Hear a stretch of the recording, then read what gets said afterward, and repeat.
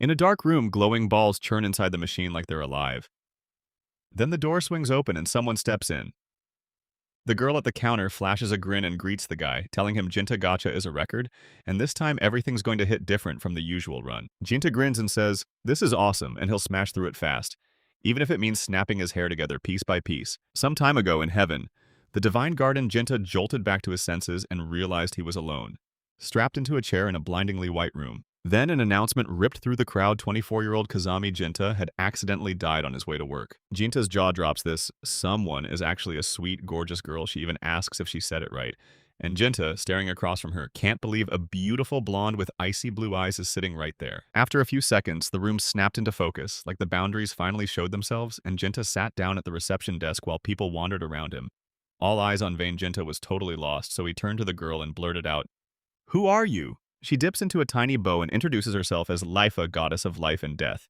And even though she looks like a teenager, Jinta's completely thrown. Lifa presses on, saying, "This is the place where they decide where his soul goes after death. Life's lesson is wild. If someone reaches nirvana, they can be reborn right back in the same world or in a completely different one." Jinta, shaking a little with nerves, asks what she means. Jinta's info flashes on screen and Figueroa grins with total certainty. He's dead. Jinta abruptly stands up from her chair, grinning like crazy and screaming at the top of her lungs, scaring the life out of everyone. Lifa blurts, confused, "Why are you acting like this? Did you really fry your brain when you were dying?" Jinta grins so hard he practically glows, saying, "No way, I don't have to drag myself to work all the time anymore." He keeps grinning as he blurts that he can't go to work at all and that it's the coolest thing ever. People nearby snap their heads toward them.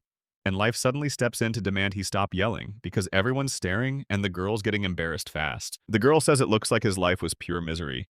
Then she sighs and adds that, either way, they decided Jinta would be sent to heaven, so Jinta asks again and the surprise hits hard. And Jinta keeps insisting he'll reach nirvana, so Lafa nods along. Then the guy blurts that he wants to be reborn in another world, something Lafa said earlier was possible. But now Lafa's stuck, staring at him like, why does he need a whole new world? What's he even planning to do there? Jinta darts up to her and jolts her with a scare, then blurts out the only goal he believes in. He'll win over a whole crowd of girls and turn himself into the hero. Life refuses to get behind Junta's plan, and she glares at him with pure annoyance, so he blurts out, stammering, "Of course I want to do more than this." Jinta blurts that he wants status, fame, and money, the stuff he never managed to grab, the dreams he's always chased, and he says it all with blazing excitement, living each new life out loud, laughing. Then, like a blink later, she erupts into laughter at the absolute top of her voice. She laughs while clutching her stomach and insists he can't pull it off. Then Jinta squirms, awkward as ever, and says, "I've read novels. If I got sent to another world, maybe I'd finally succeed." She wipes the tears from her face and snaps, "No way, if they don't even know who Jinta can become.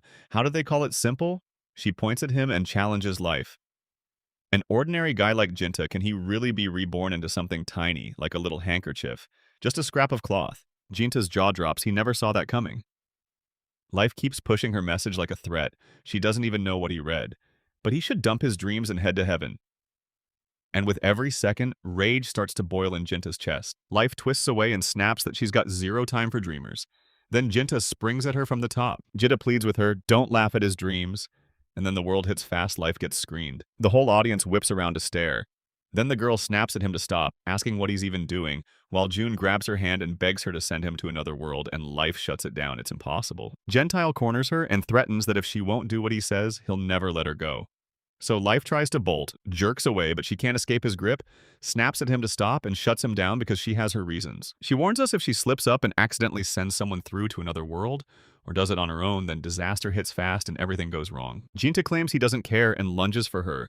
Now he's going for life itself as she scrambles to escape. Jinta spots the buttons on the table and blurts out that this is the path selection button, then begs Lifea to send him to another world faster, only for Lifea to shake her head and say she can't. Jinta grabs Life's hand and says he'll help right then because what else can he do?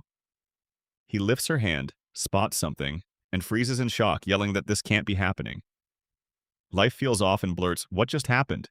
Cradling her hands, Jinta tells her she looks exactly like a teenager, and that confusion rips straight through Life, making it hurt. Jinta clicks his tongue, clearly not offering an exact place to find a goddess with a really good look. Jinta blares out, demanding to know where she's hiding and yelling for her to show herself. Then the bodice of his own words floods red, goes limp in his grasp, and Jinta spins around, hunting for the next goddess. Jinta brushes off this girl and demands he find the goddess. Then Life starts freaking out, buzzing that this isn't the deal, And as the guy barely manages to hold the girl, he begs her to stop twitching and finally calm down. Life was twitching like crazy, so she mashed the rebirth button by accident. Then Jinta freezes mid-motion as everything around them stalls in shock and confusion. Just seconds later, a blazing light erupts in the room and a magic circle materializes under their feet. Then it starts burning even brighter. Then a table stamped with Genti slides into view. The gears lurch to life and start spinning, and Genti lights up with joy while life spirals into panic, shocked at what's happening right in front of her. A glowing inscription suddenly appears, declaring, Jinta and Lifa will be reborn into another world. Then the magic circle snaps wider, traps them inside, lifts them off the ground, and the whole room erupts into blinding light. The main characters get ripped out of their world and dumped into a brand new one. And just like that, Jinta gets reborn into a brand new world. On a crystal clear day, a flash tears through the sky and a blazing beam slams into the ground, right as steam erupts where it hits stuck in the pit. Jinta groans that getting reborn like this is nothing but a lousy way to start over. Out of nowhere, something streaks past, then a massive shadow crashes over him. And when he looks up, he spots a gigantic dragon flying overhead, and Jinta can't believe it. He's been dropped into a magical world where dragons rule the skies. Gasping as he looks around, he grins and yells that he's finally stumbled into another world, and when Jinta stares at himself, doubt hits doesn't feel reborn, so maybe this is reincarnation. Jinta suddenly feels like he's landed on something.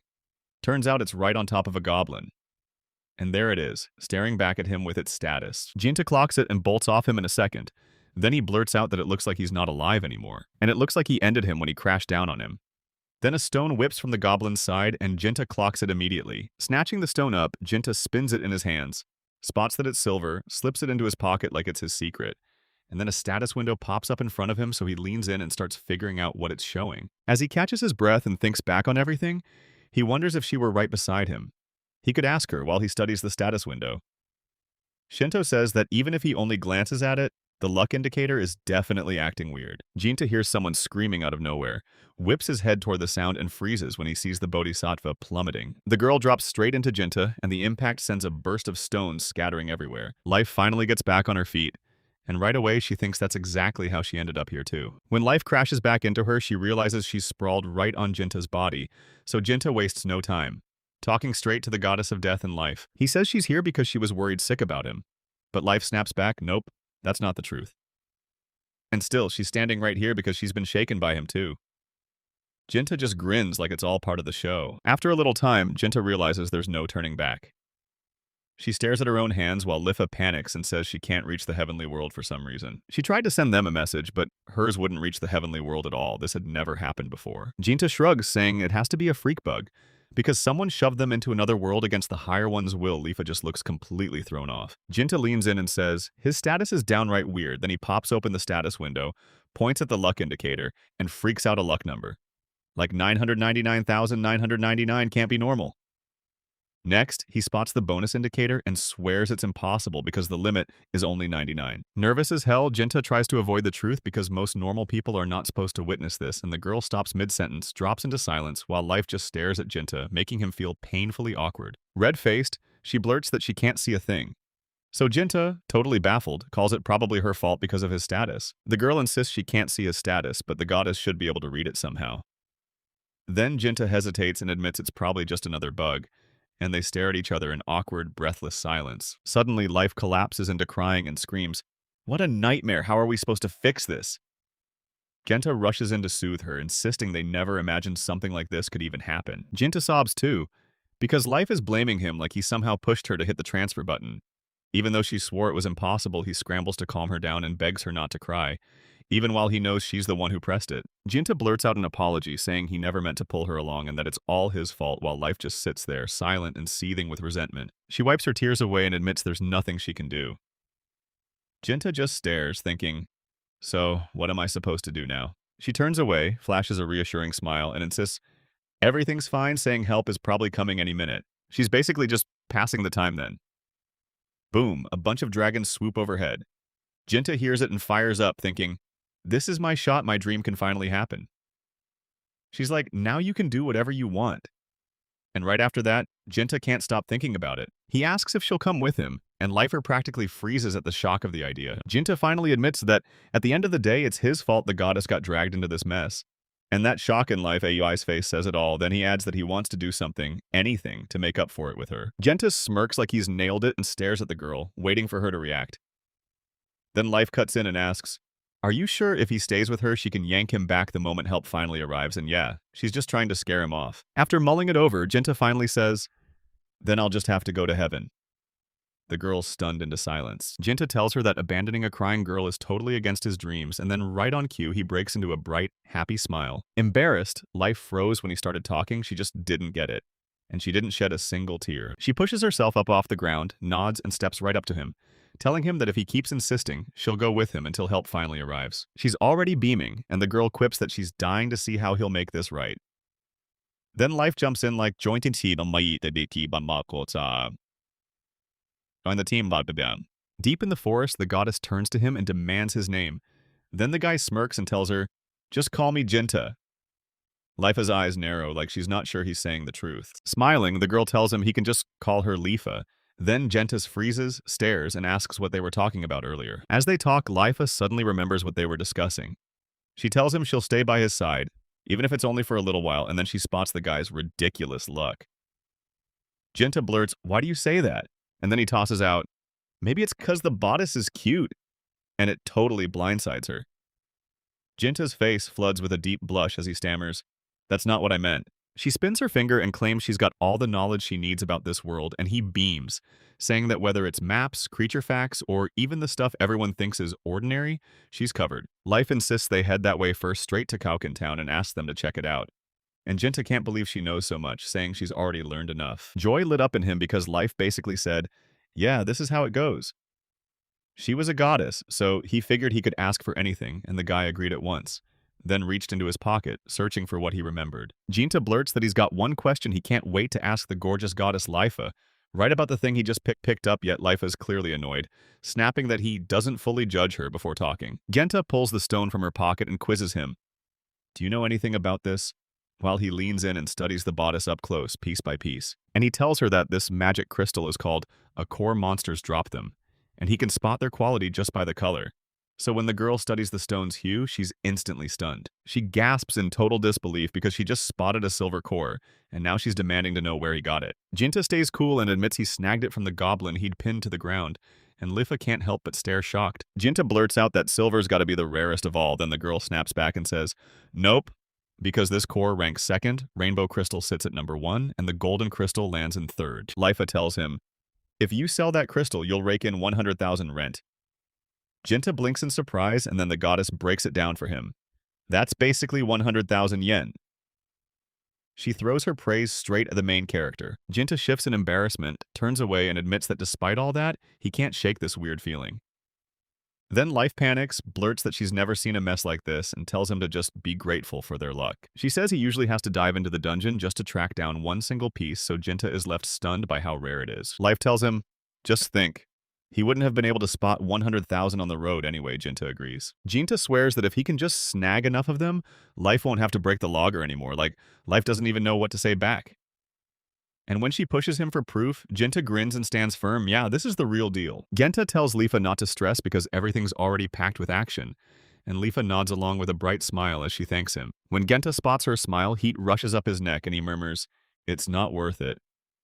Then Life catches his expression and steadies herself like the past just hit pause. After a few seconds, Genta spins away and snaps, we have to go to that city.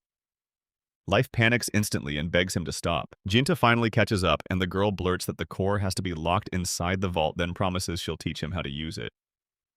He listens hard, and right there, his sheepish mind flashes back to her smile. Jinta and the others stride right up to the city gates, and Life swears that's when they'll finally reach Koken. Jinta can't hide it, grinning and staring in awe at the whole place. Even though Koken's city is small, the streets are packed and buzzing. Jinta looks around and blurts that it's way livelier than he expected, and you can practically feel it in the air. The main characters step out of the tiny shop, and they bow to the owner, money clutched in her hands, sparks blazing in her eyes, while Gentis can't help but stare in awe and go, you really pulled it off, you sold it. He grins and blurts that there are 100,000 rings here, just like the girl swore then. Life itself shrugs and calls it natural, because she's amazing. And Jinta chimes in that it's a good thing he grabbed that pebble. Now, Life is wondering if he'd ever grab something he couldn't sell because Jinta doesn't waste a second saying he'd probably only come away with her underwear. And without a hint of panic, Jinta keeps saying they've got to find a place to sleep for the night, while Lafa snaps, isn't that what you said before? Jinta just repeats it again, but Lafa insists, You know I didn't ask for that. Life jerks to a halt, and the characters snap their heads towards someone calling, "Stop!" On the roadside, a couple is in a furious argument. So a woman yanks the man back and begs him to stop. It's their last money. The man fires back, "One more time," and swears that if he just tries again, he'll finally win. Jinta stares at them and blurts, "What is this?" The girl slows down and says, "It's a gotcha point." Jinta leans in again. "So what's that?" Lifa finally explains it, basically gambling. She claims it's a machine with a core inside, and the moment you see its color, you might get valuable prizes spilling out, but nobody's got a clue who's about to hit the jackpot. After hearing her out, Jinta snaps that you've got to rely on pure luck, and the girl nods, saying it's all a gotcha point game. She tells them the prizes are packed with luxury goodies. Jinta beams with excitement, then Life flips the script and says, most of it's just trash, and Jinta's smile instantly sours. He blurts out, "What could anyone possibly gain from this?" Lifer says, "Sure, but the odds are brutal, and you don't get anything without insane luck." Then Gentis just grins mysterious as ever. He claims that if you're blessed with enough luck, you might just get whatever you're chasing. They step into the gotcha point, and Lifa sprints after him, demanding, "Are you really sure about this?" Jinta grins and says, "I just want to try it." Jinta rushes up to the counter and realizes one shot could pay 1,000 times the rent. Life blocks him, screaming that he'll only snag garbage, but Jinta can't back down. And the gotcha point is deadly one rush of excitement, and it can totally steal control. Jinta stays cool and tells her everything's fine, begging her to believe him. Then she looks at his calm reaction and blurts, "Why are you acting like this?" Jinta blurts out his side of the story and insists the goddess really is with him after all. Life reels in embarrassment, and the folks nearby start whispering and pointing as Jinta strides up to the counter to address the seller. And he says he just wants to try it once. Then the girl behind the counter tells him, "Pay 10,000 rins and you can try 11 times with one of them free." An unknown man strides up and claims he'll back Jinta's call for a snowstorm, so the other guys instantly snicker and say he'll need 100 tries to pull it off. Life grabs Jinta's sleeve and shoots him a silent, pleading look. "Don't." After thinking for a beat, Jinta shuts it down, saying she only wants to try it once. The girl says she gets it. The mysterious man just shrugs and nods, and Jinta can't help thinking that if he's really this lucky, just like Life promised, Jinta finally gets his shot. He reaches in, spins the gotcha, and boom, a ball tumbles out. With that status, he's going to pull it off. There's no doubt. Gentile swings the balloon open, and it bursts into a brilliant glow. Everyone watching gasps, even the celibate. The seller grins and calls it a victory, a one-of-a-kind prize. Then confetti explodes through the air everywhere. Jinta pulls out a rainbow crystal like it's nothing, and joy explodes off his face while everyone else just stares, stunned by the insane luck of the guy because no one thought it was even possible. When she sees it, her voice trembles. This is an iridescent core, the rarest of the rare. Utter shock hits her, and she blurts, "Wait, is this even real?" Everyone nearby goes silent, then explodes with questions. "Who is this guy?" Jinta grins and tells you, "I said it was true," showing off his status like he's proving a point. The seller beams at Jinta, then tells him the prize came straight from this very court. The special prize is the Leshabitan's sword, then the chain drops, Leshabitan's is finally in hand, and the main characters burst into pure In the middle of the bar, everyone's buzzing, talking about how the main characters pulled off the win and laid the whole thing out in the game. The man's jaw drops. He blurts that he's been chasing this for years, and his friend nods, saying he once heard this sword can cut a behemoth like it's just a pie. While right there in the bar, Jinta overhears men talking. Life notices they've already made up their minds in the city, and the guy immediately agrees. Right then, Jinta scours the sword's description, and the girl leans in like, "Wow, this blade is actually pretty badass." He asks what the USSR is, and the guy reads it like it's a holy text, then blurts out that it's ultra super rare, the absolute rarest kind of item, and yeah, that sword is the rarest of all. The girl shoots back that he could sell that sword for hundreds of millions, and the guy's stunned to the core. He blurts out that selling it is a total waste of time. And Life can't believe it, asking in shock if he really plans to sell. She keeps insisting that this sword is the one the last hero used to cut down the Demon King. Yet once it changed hands, nobody could wield it anymore, so they shipped it across the entire world. So yeah, Life already wrote off Jinta like he'll never touch it. But he's miserable and snaps back, "We'll never know unless we try." Jinta snatches up this last piece of meat, chomps it down, then admits he'd been worrying about what he'd do with it if he couldn't use it after checking it. Agitated, they're told Life might suddenly throw robbers at them, so selling the sword sounds like the smart move unless Gent asks first, sir.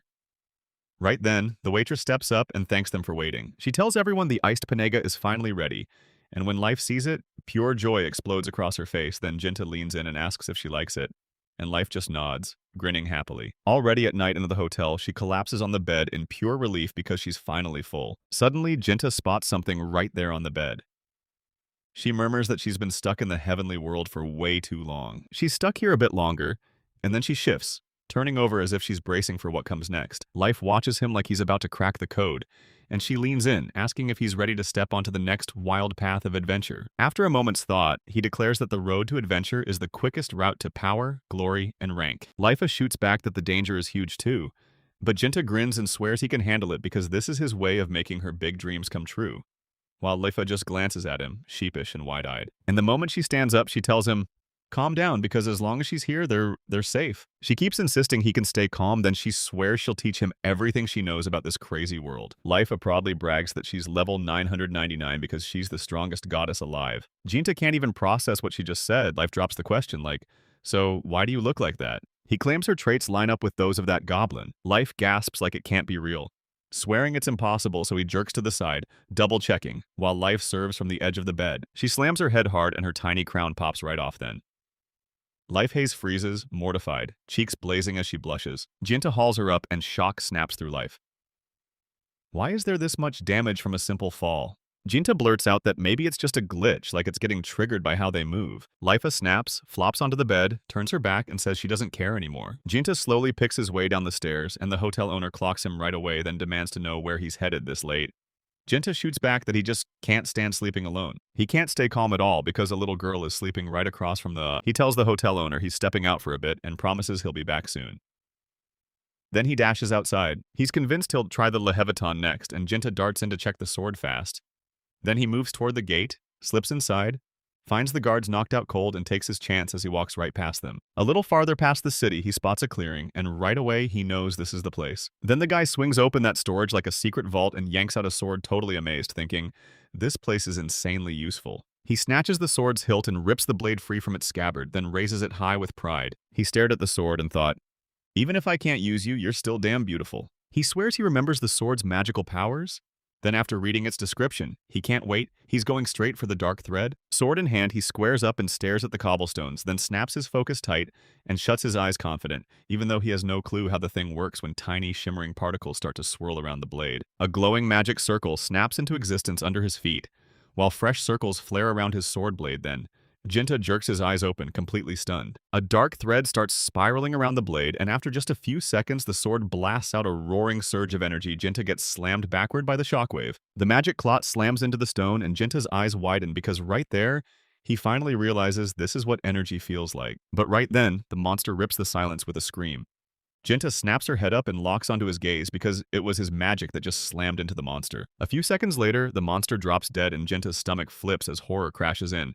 Because it wasn't that kind of bolt at all. As Jinta closes in, she realizes it wasn't some boulder at all. It cracks open like a warning and shows what the monster truly is, the Lord of the Plains, the behemoths. He snaps his sword back into its sheath, dread creeping in, and he can't shake how terrifying it is to imagine dropping a behemoth in a single blow. Right then, he spots something on the ground. He stumbles back to the hotel late at night, climbs the stairs in a haze, and realizes he feels wrecked, like he burned through a ton of mana. He swings the room door open, already expecting a deep, sound sleep. But then Leifa asks, where did you go? Gentile. Gentile realizes Life is firing rage straight at him, and hot tears well up in the corners of her eyes while Gentile lies through his teeth, saying he's just walking nearby. Jinta says Leifa didn't tell her anything, and that freaked her out. Leifa panics, and Jinta rushes to apologize because he swore he'd only thought she was fast asleep. Jinta blurts out, awkward as can be, if anything's happened. Then Life stares at him in silence, and after a few gut-wrenching seconds, she snaps that she thought he'd ditched her and left her alone somewhere. Jinta pulls off that surprise and then pokes her with a joke, teasing her to admit she cried. Yet when the truth hits, she blushes hard and swears she didn't. Jinta laughs and tells Lifa he never knew she'd be this big of a crybaby, then gently strokes her head to calm her down, but Lifa snaps back in pure fury that she didn't cry, demanding he stop touching her. She snaps back louder than before. I wasn't crying, it's just that Jinta's blind. And Life hits her with the cruel question, why can't he simply let go? She yanks his shirt and snaps that he's not leaving without saying a word. Jinta nods, says he gets it, and asks her to let him go. The bodice's pressure yanks Jinta off balance, and with a jolt they both topple over the edge of the bed right into a chaotic crash. The bodice tumbles from above and lands right on his jeans, and in that awkward mess their lips accidentally meet. They stare at each other, totally speechless, like neither of them knows what to do next. They clock what's happening and spot the main characters blushing, only to watch the bodice turn even redder. Then a guy abruptly yanks back from the jeans Life. He panics, begs for forgiveness, and insists, "This isn't what it looks like." The girl's head starts spinning, and Jinta panics because he doesn't know a thing to do. So the stress hits, she drops back onto the bed, and Jinta's left frozen in shock, staring like he's got no clue how to respond. After a little while, he snaps that it's bedtime, tucks the girl down gently, then climbs into bed himself. He remembers what happened earlier. Life almost broke down because she was terrified Jinta had ditched her.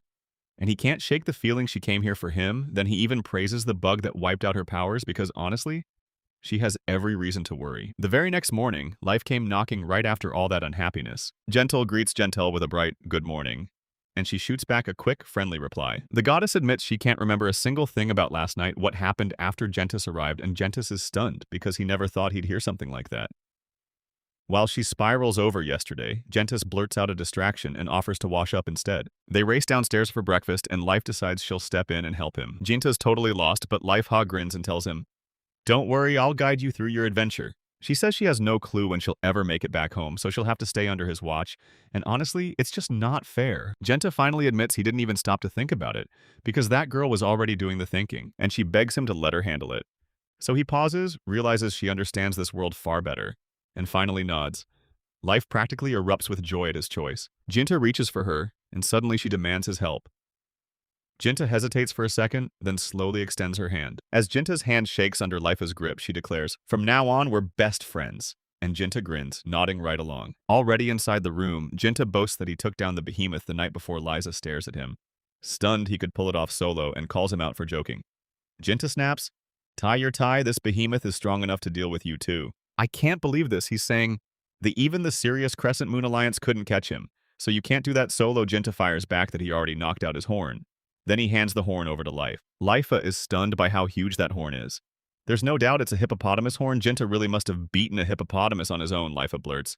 "So why didn't you tell me?" And Jinta finally explains he used magic from that sword. Jinta keeps insisting he only wanted to poke magic into some random stone. Then boom, an explosion. And that's the whole story, but when Life hears it, he snaps back that Jinta can use a sword, and Jinta fires off that, yeah, he can handle it with zero trouble. "This is messing with my head," she says. It's wrong, because no one usually yanks a sword from its scabbard, but Jinta did. He admits he's been eyeing the horn and the rest of the monster drop for a sale, and Life happily signs on. They burst into the shop, and the saleswoman stared at Jinta in disbelief because she couldn't believe he'd taken down that behemoth and done it all by himself. She swears it's hard to believe, but this horn and those scales, they're the proof right there. The woman snaps that she can't sell these things and tells him to contact the first guild then. Genta's stunned as she adds that if he reports the cross is completed, they'll pay him for it.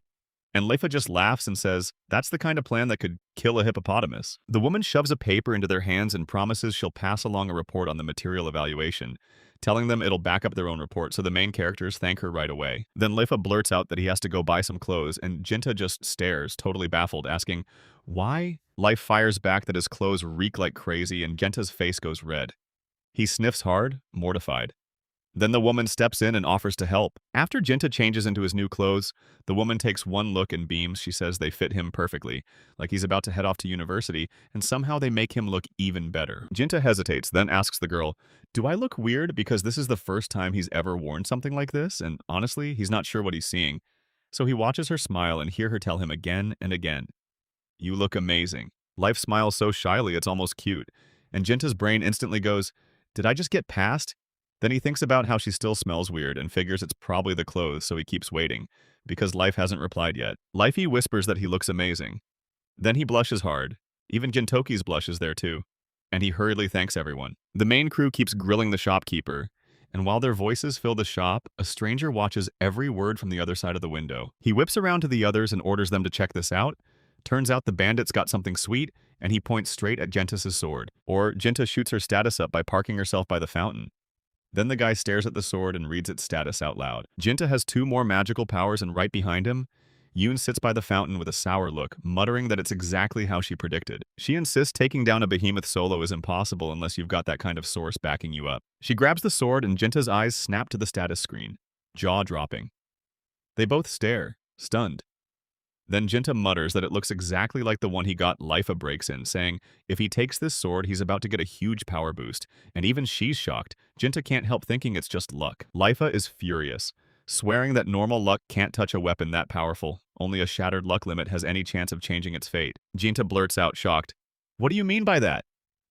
Lifa shoots back with a confident grin. It's the same bug again. Jinta can't help smiling, still not understanding. Then Lifa hands the sword back and shrugs. You're not getting lucky twice. The goddess leans in and asks what they're doing next.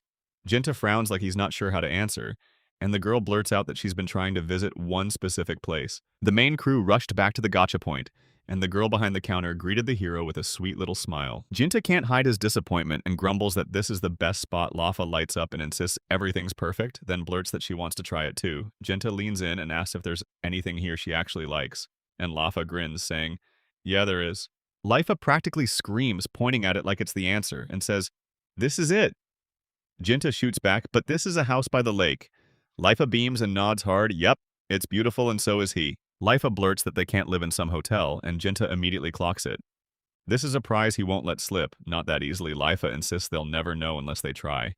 Then she stares at Jinta with pleading eyes and begs him, just once. Jinta caves in, tells her, fine, just this once. And when she pulls out the bill, her happiness lights up the room. Jinta yells at Lifa to hug him before he even tries, but she just stares at him like he's lost. And Jinta insists he's doing this to help with luck until Lifa snaps that she doesn't want to because he's got the wrong idea. The girl shrugs off his talents like they're nothing and says she doesn't need them. Then she fires back that she's about to show Jinta exactly what the goddess can do. 10 minutes later, Life is sobbing, begging, just one more time, I swear it'll fall out this time, while she clutches a huge pile of trash in her hands. Jinta doesn't even really tell her to stop being stupid. This is the 10th try, and it's all trash. Life tries to say something, but Jinta cuts in and calls it garbage again, clutching a grimy cloth while she scribbles with sticks and drags out a filthy napkin. Jinta realizes these games aren't built for her. She just got swept up in the hype, and Life immediately tells her, give me another chance. Jinta just stares at her in disbelief, tells her to let him handle it next time, and if she really wants that house, she'd better jump in and give it everything. Lafa looks miserable, and she even agrees with him when Jinta clocks that expression. He asks what's wrong and tries to soothe her, saying he gets it. She wants to feel like a winner yet.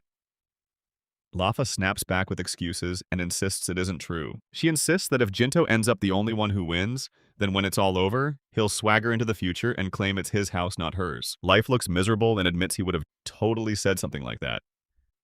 Then Jinta snaps into shock and swears he'd never say a thing like that. Genta clamps a hand on her shoulders and snaps that he'll never spit out rude words like that because once he wins, they'll both get the victory. Life gets caught off guard by those words, hangs its head in embarrassment, then waves it off like, it's fine. But Gensha slips into the same awkward moment thinking, I must have said that to her. The girl behind the counter shoots them a doubtful look, then says, awkwardly, that she's congratulating them, and Jinta, even more mortified, blurts out that she got it all wrong because it's nothing like what he thought. Staring at the guy a little longer, she blurts out, so you're the last winner, right? Jinta nods, then she can't believe it, and calls him insanely lucky.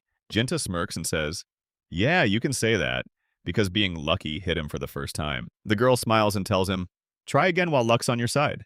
He's going for a house by the shore, and Jinta nods, ready to go. Jinta tells her that life ahead tried to stomp the dream out before now he's finally seeing it for himself, so he shoves 1,000 rin into her hand and begs her to try it once, and the girl snaps back, are you sure? The girl beams a sweet smile and tells him, pay for the 10 tries right now because luck won't stay this kind to you forever. Jinta flashes a confident grin, swears everything's totally fine, and demands they let him try it once. The girl mopes as she tells him good luck, then whispers that she's praying he wins. With life looming behind him, he declares he's the best and swears he's got this, while Jinta trembles and can only pray that Ran pulls it off. One girl at the counter snaps that if he wins again, the prizes will be gone for good, and the other girl just shrugs like, he can't possibly pull it off twice. Jinta pulls out a single plastic ball and the girls fix their eyes on him, hanging on his every move. After Jinta pops the balloon, he gets turned around and frantically calls the tenant, who immediately begs for forgiveness because the Bodhishi says it looks like he knocked out the wrong thing for them.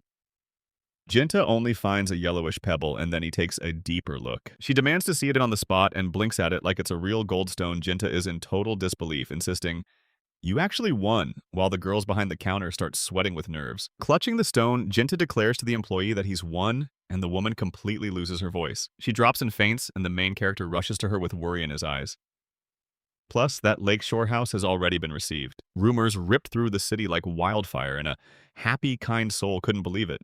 They were about to be shoved into a totally separate house. Lifa shouts to him that she's found a cart, and the owner tells them he'll drive them straight to the lake while the carriage driver, hanging back behind Lefea, waves at Gentile. Jinta sits in the cart while the owner leans in and says he's insanely lucky because just yesterday, this exact spot was a bloodthirsty danger zone, and today it's the calm hideout of a deadly hippo. Jinta, acting like he didn't just take down the behemoth, demands, "Everything okay right now?" The owner shakes his head and says, "There's no trouble." He's sure some mysterious hero wiped the beast out in the dead of night. Jinta's eyes go wide as he spins toward Lifa and blurts out, "Did you hear what the owner said?" But Lifa suddenly looks like she's not feeling okay at all. He panics and asks if she's okay, and she admits she's not feeling well. With tears burning in her eyes, she keeps insisting, "I'm not feeling well," and blurts that the carriage is rattling so hard it's terrifying while Jinta snaps, "We've been off the road for ages." Suddenly, the horse freaks out and rears up on its hind legs. The cart violently rattles, and the owner panics. Shaking with fear, Jinta notices right away and demands to know what's going on. But the cart's owner stammers, lost for words. Bandits have boxed the carriage in from every angle, and now they're barking at Jinta to get out right this second. Jinta steps out, nerves buzzing, and demands to know what happened. Then one of the blonde bandits creeps forward and takes his place. He claims they saw him win the lake house and insists they want to throw a celebration. And Jinta can't believe his eyes because these guys look exactly like real bandits. The bandit grabs control and demands the Genta hand over the keys, then spits a chilling threat if he so much as moves wrong, the lake's fish will get him. He demands they hand over the heroic magic sword, then Gentile just calmly stares them down and says, "That's how you know it's me," before snatching his sword right away. The bandit grins in a creepy way, says he's already zeroed in on that sword, and swears it'll rake them in enough cash at the market, big money, like a fortune. Gentia's nerves spike as one of the bandits yanks Lifa by the hand and yells for the boss, and when the blonde bandit turns, she flashes a tight bodice like bait telling the ringleader to look. And there she is, gorgeous as a doll. The leader grins in a creepy way and watches Life like he's proud of what he's built.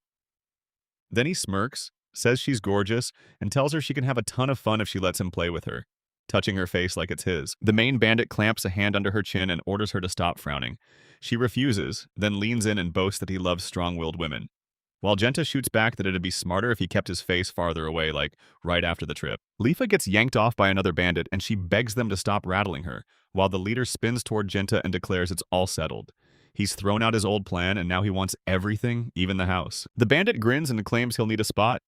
No one's going to mess with him here because this place is perfect. He tells him, "Don't worry, this is just a little game with my girlfriend." Jinta stares back at him, saying nothing. Jinta steps up and says, "If it comes to it, he'll handle this for real then." The band laughs in his face, grinning like they already won. And Jinta fires back that he should refuse. The bandit snaps that they're coming for his life, and before Jinta can breathe, attacks slam in from every direction, so he yanks the hilt of his sword. Life panics and calls Jinta, and the bandits cackle that a magic sword won't make him stronger, and that he'll still break and get scared anyway. The main bandit grins and sneers that it's trash, he can't even draw a sword. Only a hero can then. Jinta snaps his blade out and the bandit never gets to finish his taunt. Jinta yanks out his sword and clamps both hands around it, and a swirl of magical smoke blooms over the blade, blinding the bandits with shock as they scramble. Even Lifa looks caught off guard, and then the hero declares, "The house is in the elevator." He refuses to hand out anything to people like that. Then he yanks his sword up and slams it down, and with sword magic, he slices the ground right out from under the bandits' feet. They're knocked clean off their feet by the impact.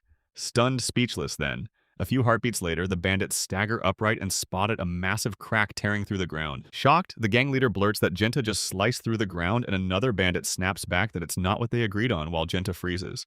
Awkwardly realizing he only thought he needed to cut the stuff around the edge, but now he's in trouble. Jinta taunts the bandits, daring someone to wet their pants, then snaps his sword up and aims it right at them. Fear hit them like a wave, they bolted out of there, stammering apologies, and Jinta just froze, completely speechless. The guy scans the room for his booties, and the second his eyes land on her, he snaps, "It's over."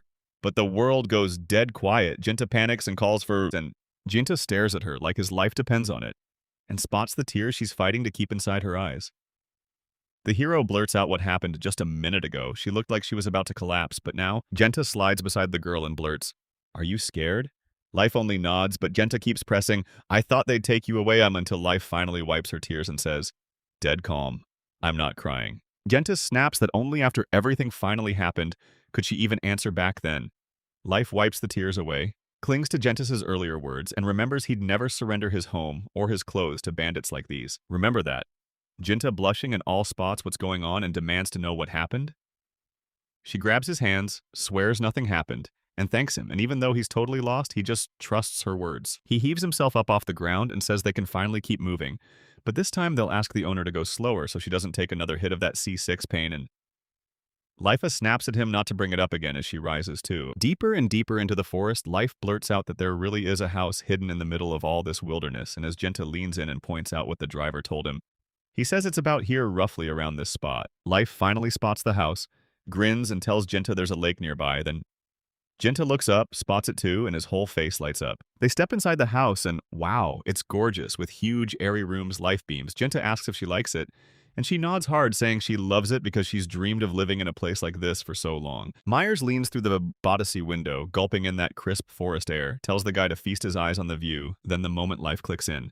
Joy drains off her face and Jinta is already staring out the same window too. Jinta stares at it and goes, "You don't get to admire something like this every single day." Jinta and the others can't shake the fact that a dragon is watching them like a hawk, and Jinta insists stuff like that just doesn't exist in Japan, especially when they got a dragon handed to them along with the house. And Life has to remind everyone, no, it's not a pet. The dragon bellows at Leafia and panic crashes over her.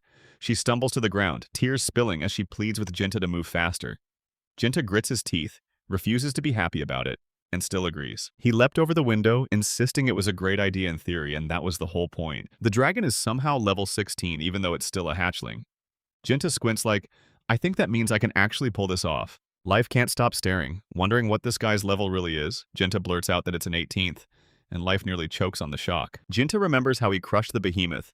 Then just one day after reincarnation, he skyrocketed to level 18, and now he's yanking his sword out of its scabbard. He swears he doesn't want power, but if he does nothing, he'll end up eating them. Still, the dragon leans in and studies the magic of the sword. Jinta spits out that he won't cut him any slack, then stops cold as the dragon dutifully dips its head, and Jinta lets out a shocked little gasp he never saw coming. The dragon sprawls on the ground like it's been told, huffing and grumbling on cue, and Jinta panics and blurts, "That's the pose." The dragon roars again, and Jinta goes wide-eyed like, "No way, I don't speak dragon."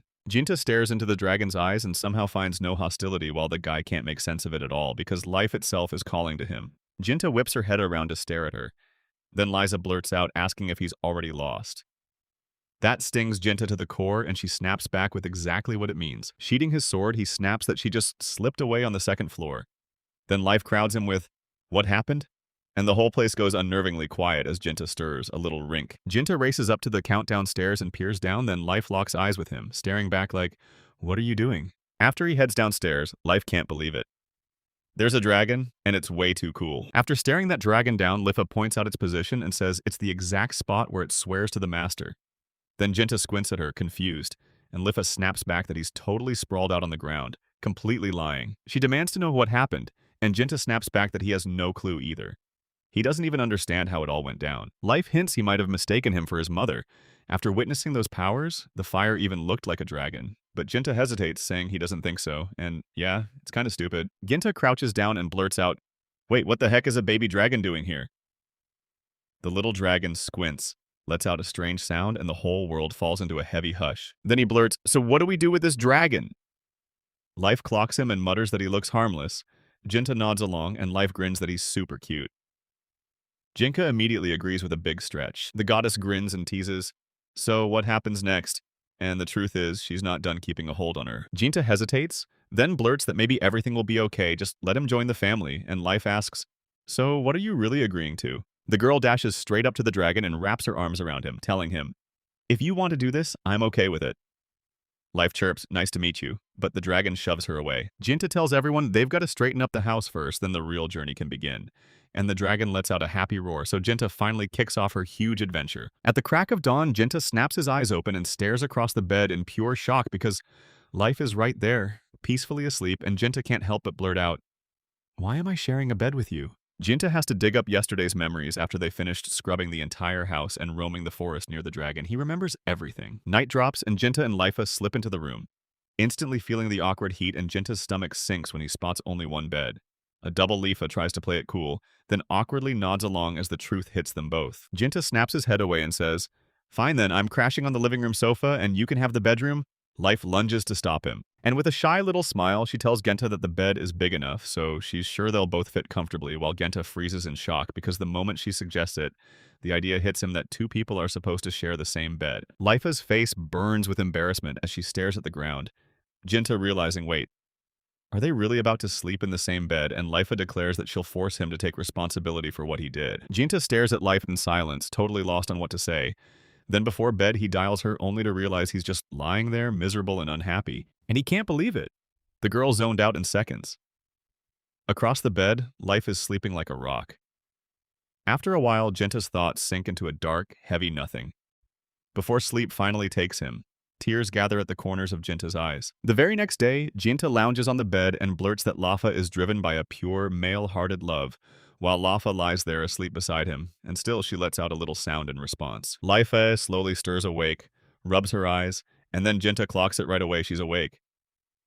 After a beat of waiting, Jinta blurts out that she's starving to death, and Jinta just stares at her in stunned silence. A little later, Jinta shows up with fruit in hand, and the place lights up Life itself perks, blurting that the floor is a nango and demanding where he got them. The girl leans in, asking if she can eat them, and Jinta grins. Of course found these in the forest yesterday. Gentis chuckles contentedly, swears that Sweet Luck must have picked them as a snack, and then grabs a couple for himself. Life stared at the guy, then he shot back asking who Haichin was. So Jinta leaned in and said, Haichin is the baby dragon, the fire-breathing one. And that's exactly why he named her Haichin, because Haichin means fire in Japanese. Over breakfast, Life snaps that the name is just awful. Jinta shrugs her off and shoots back, Cool, but what's the plan for today? He wants to head back to Koken City for a bit, and Lafa can't contain her excitement. She practically begs him to try gacha. But Jinta shoots it down fast, dead serious. No way, that's not what's happening. Jinta blurts out that all this house chaos made them completely forget they had to submit a report. So Life freezes and asks, What report? And then suddenly remembers it's the one about killing a hippopotamus. The girl insists, Then we've got to head to the guild, and Jinta fires back, You're saying exactly the right thing. They step out of the house, and Life practically yells that they've got to move out fast last time they hit karate, and this time the catch is brutal, half a day on foot to reach the city. Jinta hears half a day, and her face lights up with pure excitement, while the dragon spots her and starts purring like it's delighted. The guide whips his head toward Haichan, eyeing her like her question just threw him off. Then Haichan flicks his tail straight at what's behind him. Jinta asks what he's trying to say and wonders if he can take them. Haichan just purrs like, yeah, that's exactly it.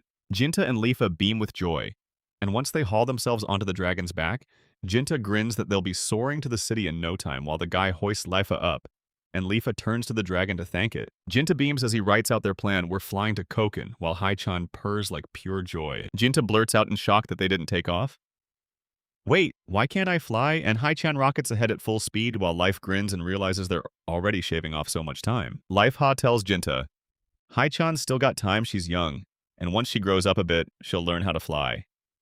Jinta nods like he's locked in, and he says, I get it, and I really hope we'll get to watch her take to the sky. Jinta blurted, Am I too pale? Am I okay? But her pale bodice only stammered that she was fine because a nango just climbed out of her back like it belonged there. Now Genta's freaking out, telling everyone to wait a little longer because they're almost at the gate. At the gate, 2 guards stand watch. Then they snap their heads around when the sounds hit. Genta blurts that they want to head into the city. The guards whip their heads back and spot the dragon fear slams into them. Then they look down at Jinta, who asks if they can step into the city for a bit. Trembling with fear, the guard stammers out, You can't come in, we're not allowed to let you. Jinta stares at Huichen and says, Yeah, they'll probably have to stay out, blame him. The dragon glares at the guy with pure pity, and Jinta shoots back, I'm sorry, then orders her to wait here for a bit while they figure things out. The guards stare in disbelief as the dragon actually understands him. Then Jinta keeps scolding her to act right until they're back home, and Hitchin purrs, nodding along like she totally gets it. The guards stare in shock and demand how he can control a dragon only for Gentis to snap. That's not what's happening at all, but she actually hangs on to almost everything he tells her. Meanwhile, the guard, totally mixed up, insists that a dragon who follows human orders can't possibly act like this. Eyeing the dragon with suspicion, the guard demands to know if it can even understand human words at all, then adds that, judging by her size, she's probably still tiny. Haichan shoots the guard a look full of pure annoyance. The guard says she doesn't look smart at all then. Haichan explodes, knocking his helmet clean off with fire. The guard shrieks in shock, and you can tell Haichan was bleeding inside from that insult. Back in the city, Lifa lays it out.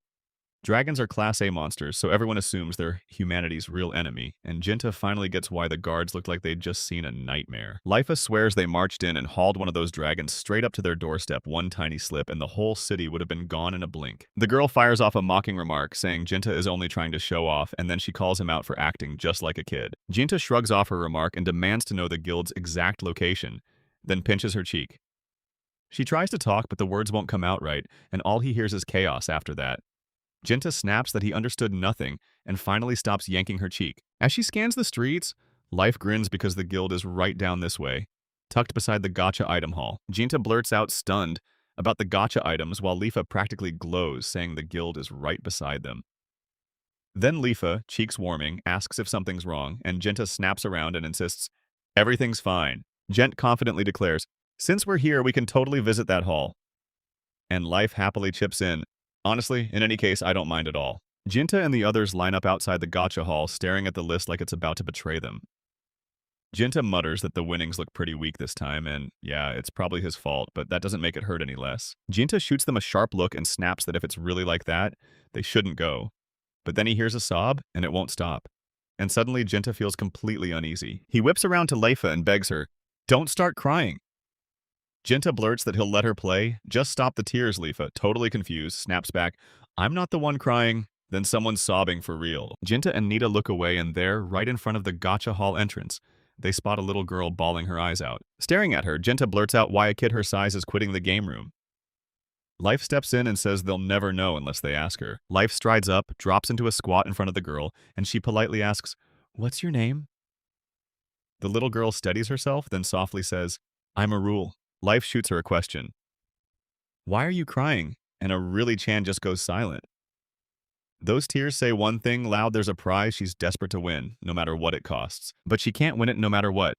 She keeps getting humiliated, and she's throwing out pure garbage. Life starts crying and yanking her into a tight hug, and she keeps yelling that all her hard-earned money got totally wasted, like it's the worst thing that could have happened. Jinta stands there on the sidelines, squirming with this heavy, awkward feeling, like he can't decide where to look. Jinta steps in and asks what prize she's dying for, and Yurul wipes her tears, steadies her breathing, and points at it. Jinta's eyes land on Ochi's mighty bow, and he just can't quite place it. Jinta stares at Iruli and blurts, "So that's for someone, a gift." Life shoots back, "No way, this isn't a gift." The girl's face falls as she explains, "That bow was my father's."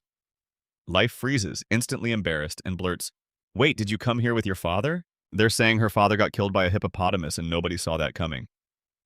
After a brief stunned pause, Jinta blurts out that it feels like one of his memories, and he swears it must have happened way before he even arrived in this world. He learned Erli's father once battled a behemoth with that very bow and got wiped out. Then, out of nowhere, an ordinary passerby stumbled on the broken bow, and it bounced from owner to owner hundreds of times until it finally ended up in this hall's hands. Air breaks into tears and blurts that she's searched for so long and she finally found him. Life steadies her with a calm voice, telling her not to panic, and Air stares back at her, eyes full of questions. Life claims Genta's big brother will score her the same sized bow as the first one, and Genta can't even process it. She just fires back that there's no point dangling hope, because if he can't win, then it's not happening. But Errol shoots a sarcastic line at Genta like, "So, you're really saying you can't win, huh?" Lafa and Arul stare at him with begging eyes. Genta can't refuse them, so he gives in and admits, "Yeah, it's basically already happened once." Jinta bursts into the hall with Lefea and Aruli right behind him, and the hall's employee greets them like it's no big deal. Then tells Jinta he's here today too, and Jinta snaps back that he came for the grand prize. Right after Jinta, Lifa steps in and blasts out that the golden core is the rarest treasure there is, right behind the mighty Yuchiba. That's her revenge for what happened yesterday. Jinta didn't see it coming, so he just stood there, horrified, as she quietly watched his life slip away, and he can't believe this is what fate has planned. After a while, life grinds down, and if she only wins a used cup and a wet dishcloth, she still gets dandelion fluff 6 times. So when Jinta sees the results, he's stunned that one guy can pull that much fluff. Life snaps in bitter frustration, saying this gacha is totally broken. Then Jinta steps in and tells her to knock off the weird accusations. Gentis insists everything's fine and swears he'll try this time. Then Life snaps back, screaming that there's still one capsule left, and she opens it to unleash a stone that tumbles out. Tears streak down his face as he blurts, "She won 2,000 rings for lunch, and this is the first real prize." She beams and clutches the money. She barrels in and slams into Jinta with a hug, insisting she did it. Arul's eyes sparkle as she calls the bonus amazing. Jinta flushes with embarrassment and snaps that this is not what they need. And then he warns Arul not to let her mood get the best of her. Lifa grins and says they'll grab a mouth-watering meal, but Jinta goes pale with shock. Then Lifa and Ruli march off, and Jinta snaps, sounding annoyed that they just left him behind. But Erli sweetly urges Gento to give it everything, and Life gently tells him to hang on. The guy smirks and says, "Leave it to me." And Lifa and Aruli just stay calm as they head out of the hall. After they leave, Jinto's stuck in his thoughts. What's he even supposed to do now? He stares at the gacha machine, convinced he'll win fast and finally catch up with the The employee smiles and waves him through, and Jinta spots a gacha vending machine. His eyes go wide because it looks absolutely gigantic. Jinta awkwardly blurts out that he'd love to play a normal slot machine, and the girl swears this is a regular automaton until Jinta stares and realizes this one is way bigger than the one sitting beside it. The girls at the counter trade a quick look and nod like they've already decided something.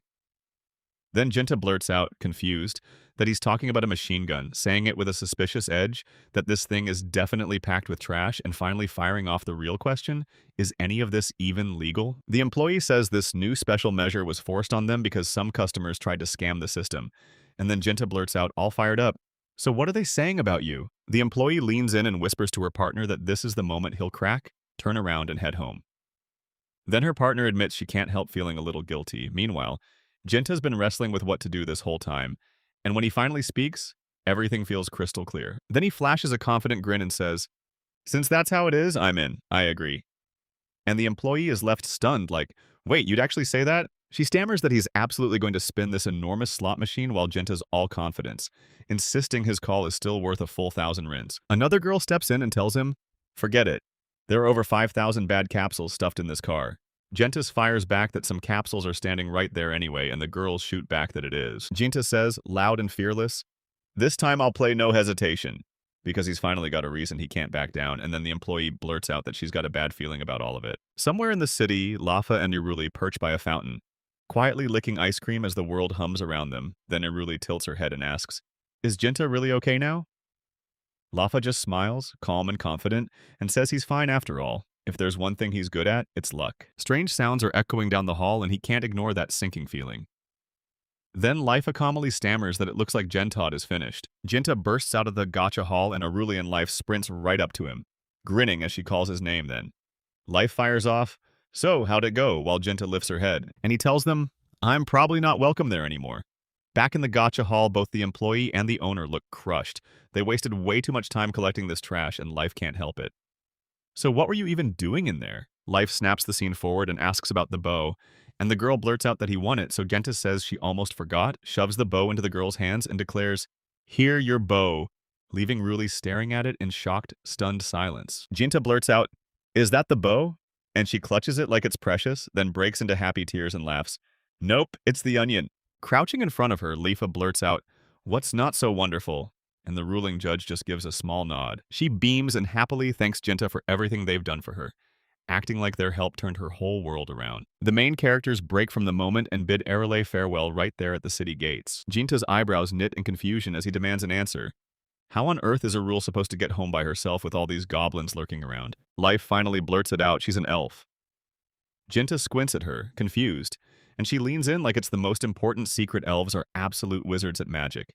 Deadly with a bow, too. And even someone as small as a little girl like her is going to be crazy strong. Jinta can't even find the words. Life itself practically taps their shoulder, reminding them that Hai-chan is waiting, so they have to move now. And Jinta nods along like, yeah, I remember too, and agrees. Jinta's already furious as they just stand there, silent in the middle of the street, because he swears he would have said it once they'd made it to the guild like they were supposed to. The Adventurers Guild is packed with people, and when the worker catches someone who's been waiting, she snaps into action. She thanks them, thrusts out a card, and declares it's their guild membership card, signed and ready to go by Carla Milan. The girl orders him to stay sharp and never lose his ID, and Jinta grins as he snatches it like it's a prize. Carla stares at Life and needles Ginta his partner won't register, right? Life pauses and stares back at her like, are you sure? Then she shakes her head and says she doesn't need it. Ginta studies Carla with sharp, careful focus. Life claims she's a goddess for real, and Carly sniffs it out like it's suspicious. Ginta clocks that she's doing everything by the book, and Carla keeps insisting that the real question is whether they can prove the behemoth was actually killed. Carla tells them she's representing their group. Jinta's shocked and blurts out what kind of band she means, and Carla and Jinta both go wide-eyed. But then Carla snaps and screams that they did it all on their own. Carla is stunned out of her mind and blurts that it's totally absurd this job was meant for rank B, so if they want successful ops, they need at least 4 people in the group. Jinta stays cool, lists the stuff he took down from the behemoth, and tosses the employee a hippopotamus horn. Then the girl sputters on nothing and stares at him in shocked disbelief. She clutches the horn in her hands, stunned to the bone, whispering that it can't be. This is a real hippopotamus horn, and it has to be some kind of mistake. Then Jinta shoves the paper to the girl, showing she actually finished the task, and Carla spots Madame Len's signature staring right there. Carla snaps that there's no way this could be wrong. Madame Len's never slips up, and Jinta nods because that saleswoman's reputation is spotless. Carla blurts out, stunned, "How in the world did one person take down a behemoth?" Jinta begs, "Is this enough for the reward?" And Carla snaps back, "Yup, this is enough, and the money will get paid." Just as a cat strolls past the bodisi, and she starts rubbing it like it's her best friend. Carla then says, "There's one more thing," and Jinta stares at her, totally confused. Like what? Carla snaps that slaying a behemoth isn't some guild-paid errand, so the reward better not be trash from the client. So, yeah, we're talking about a real mystery, like Mr. Vague Levy. Jinta snaps, "What do you mean we can't grab a guild reward?" Life stares at Carla, confused, then tries to ask what's on her mind, right? As men shove her and she stumbles and drops. 3 men close in on Jinta, one yanks him in with an invite. The second shoves him away and demands Jinta join his crew, and the third just steps up, blurts autograph, and goes for it. Jinta spots the girls by the side, and before he can even react, they close in, grab his hand, and demand he pick them. Not those nasty, bad-smelling guys. Jinta lets out an awkward little smile, then grins as the girls beam with satisfaction. Jinta's at a total loss, blurted out that it sounds way too tempting to ignore. The girls beam and ask if he'll walk with them to the nearest dungeon. And Jinta hesitates. All confused, he doesn't even know, life just stares at them in silence, and somehow that answer hits her in the worst way, like it steals something from her. Lifa rips herself up off the floor and snatches Jinta's hand, pulling him along as she says they've got to go. Jinta's stunned, insisting they still need to ask the client something.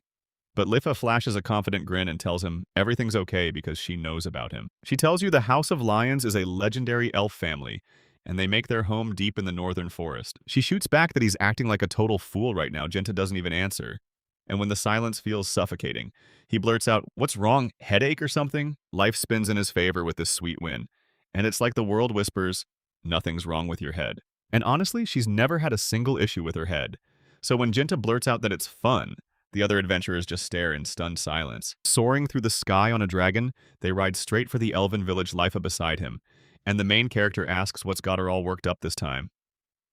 She snaps back that he got it all wrong, says she's not angry at all, and the guy just refuses to believe it. Then he cranes his eyes forward and spots someone, and she asks, "Is it Ellie?" His heart races as he angles closer, desperate to confirm he's right by seeing her face up close. But the girl's terrified an evil dragon is barreling straight toward her, so Ellie bolts the moment she sees it. The main character pleads with Hyde to stop, and the dragon halts instantly so it won't slam the girl, but she still drops to the ground right in front of them. The guy and the girl sat on the dragon's land, and right away the main character blurted out an apology to Ellie, realizing they must have freaked her out. Then the girl surprised him by recognizing them and calling them brother and sister. Then she blurts that riding a dragon is super cool and she even envies them, and the guy lights up at her praise, then he thanks her. Then he asks the girl if she lives here, and Ellie nods, saying everything is exactly as he thinks, and her village sits deep in that forest while the main character starts to replay her words in his head, as the guy's companion clamps onto Ellie and holds on tight. Jinta leans in and asks the girl if she knows the vague LVOV because they've got business to handle with him, so Ellie nods hard and says, "Yeah, that's the headman of our village," and she can run straight to him with the shortcut she knows. No detours later, once they've already rolled into the Leviv family village. He takes a quick look around and realizes this place is packed with stunning, jaw-dropping nature, and when he's done, he tells Ellie thanks for sticking with them because it saves time. Then he starts gently stroking her head. The girl keeps going, saying the headman's house has a red roof, and that clicks everything into place for Gentile. Then Ellie cuts in, insisting it's time to go home right now because she wants to show her mother the onion as fast as possible. Then the girl bolts up to the guy and begs him to lean in because from where she stands, she can't reach him, and she won't be able to say what she needs to say. Without a second thought, he drops into a squat and leans in closer to Ellie. She leans in and whispers heartfelt thanks into his ear. Because he handed her her father's bow, then she plants a sweet kiss on his cheek like a final spark of gratitude. She whirls back, tells them goodbye, and strides off the other way like nothing happened, humming to herself as she goes, and the main character freezes for a few seconds, stunned and unable to process it, and the girl watching everything snapped that he was guilty. But Jinta couldn't even wrap his head around what he'd done to deserve it. Meanwhile, the dragon curled up and slipped back into sleep. Later, when they finally reached the headman's house, the door swung open and they were met with polite welcomes. Quidina introduced herself as his daughter, bowed to the guests, and warned them her father would arrive any moment, so she told them to wait right here. While the headman's daughter storms off to handle her business, his companion can't stop staring. He mutters that she's really cute, and the guy beside him chuckles and says her curves are just as lush, which absolutely drives the girl next to them crazy. Kumina snaps her head toward them, clutching tea in her hands, and asks if they want more milk. Jinta blurts out that he needs more milk, and the headman's daughter wastes no time, pouring it straight into his tea so the flavor hits just right. She snaps the question, "So, you're really an adventurer?" And the main character grins, says she clocked it all perfectly, then leans in. He's ready to report back on his completed quest. Kushner insists this is the end. Jinta's the one who finished the quest, so now everything's finally going to be okay. Meanwhile, the guy and the girl stare each other down, completely lost about what she's talking about. Then boom, the village headman strides in, greets the guests, and demands they apologize for showing up late and keeping everyone waiting. He drops onto the sofa across from the main character and breaks into a grin, telling them he's thrilled to meet them, because he's the village chief, and his name is Vague Liviv. He leans in and asks the protagonist if Mr. Jinta is really right there in front of him, then drops the bomb that the guild already sent word about his finished quest. When the headman asks, the guy just grins and says, "That's exactly it." Without even pausing, the headman pushes Jinta to jump in right away and start talking about the reward. That tiny hit of nerves hits him hard, but he dials Quina right away, and the second she hears him, she instantly knows exactly what she has to do. The girl beside him can't stop guessing what reward they'll get. Maybe a mansion, maybe a pile of gold, until the headman cuts in and tells her their family has wanted to bring Bahamut down for generations. So he made up his mind only the one who could finish this task would do it. He's willing to hand over the one thing he treasures more than anything in the whole world, his most beloved daughter. Both of them are glued to the couch, stunned beyond belief, while the girl blurts out if the reward is really his daughter. Then the headman confirms it, flat out that's exactly who it is. Jinta blurts out an apology, asks if he misheard by accident, and wonders if he got everything right. Then the headman tells him he heard perfectly and tells him to take his dog. Honestly, Queen is a total sweetheart, like the good girl type, and if she's meant to be an adventurer's bride, she's got the education to match. Yet the main character still can't figure out what kind of bride she really is. Then she barges into the talk and blurts out that she's got a bow and she wields wind magic, and she'll do anything at all to help her master. Sure, she's not some chosen one, but she's clinging to one dream being useful to him while Lady Luck drops this brand new gift right in your lap. The headman leaned in and started telling the main character and the girl about a long-ago nightmare when the Lion family fought a monster that tore their hometown apart. They were utterly powerless, and war ripped away their comrades, their friends, even their families.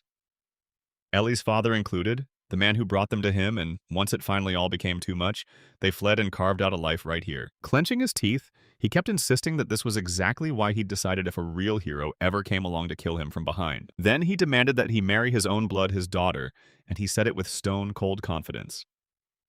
The girl sitting beside Jinta stared in disbelief, completely lost about how he even reached that crazy conclusion. The man tells them that they've already been hit with a crushing defeat once one so brutal it nearly broke them, and now they have to act fast to stop that nightmare from repeating. So they pin everything on the main character, and as he talks, he jabs his finger at that guy like a loaded weapon. Psychological pressure hits, and the guy crumples into a stunned blankness. The headman keeps going and declares that someone like Jinta who can take down Bahamut and his kind is guaranteed to make their family stronger.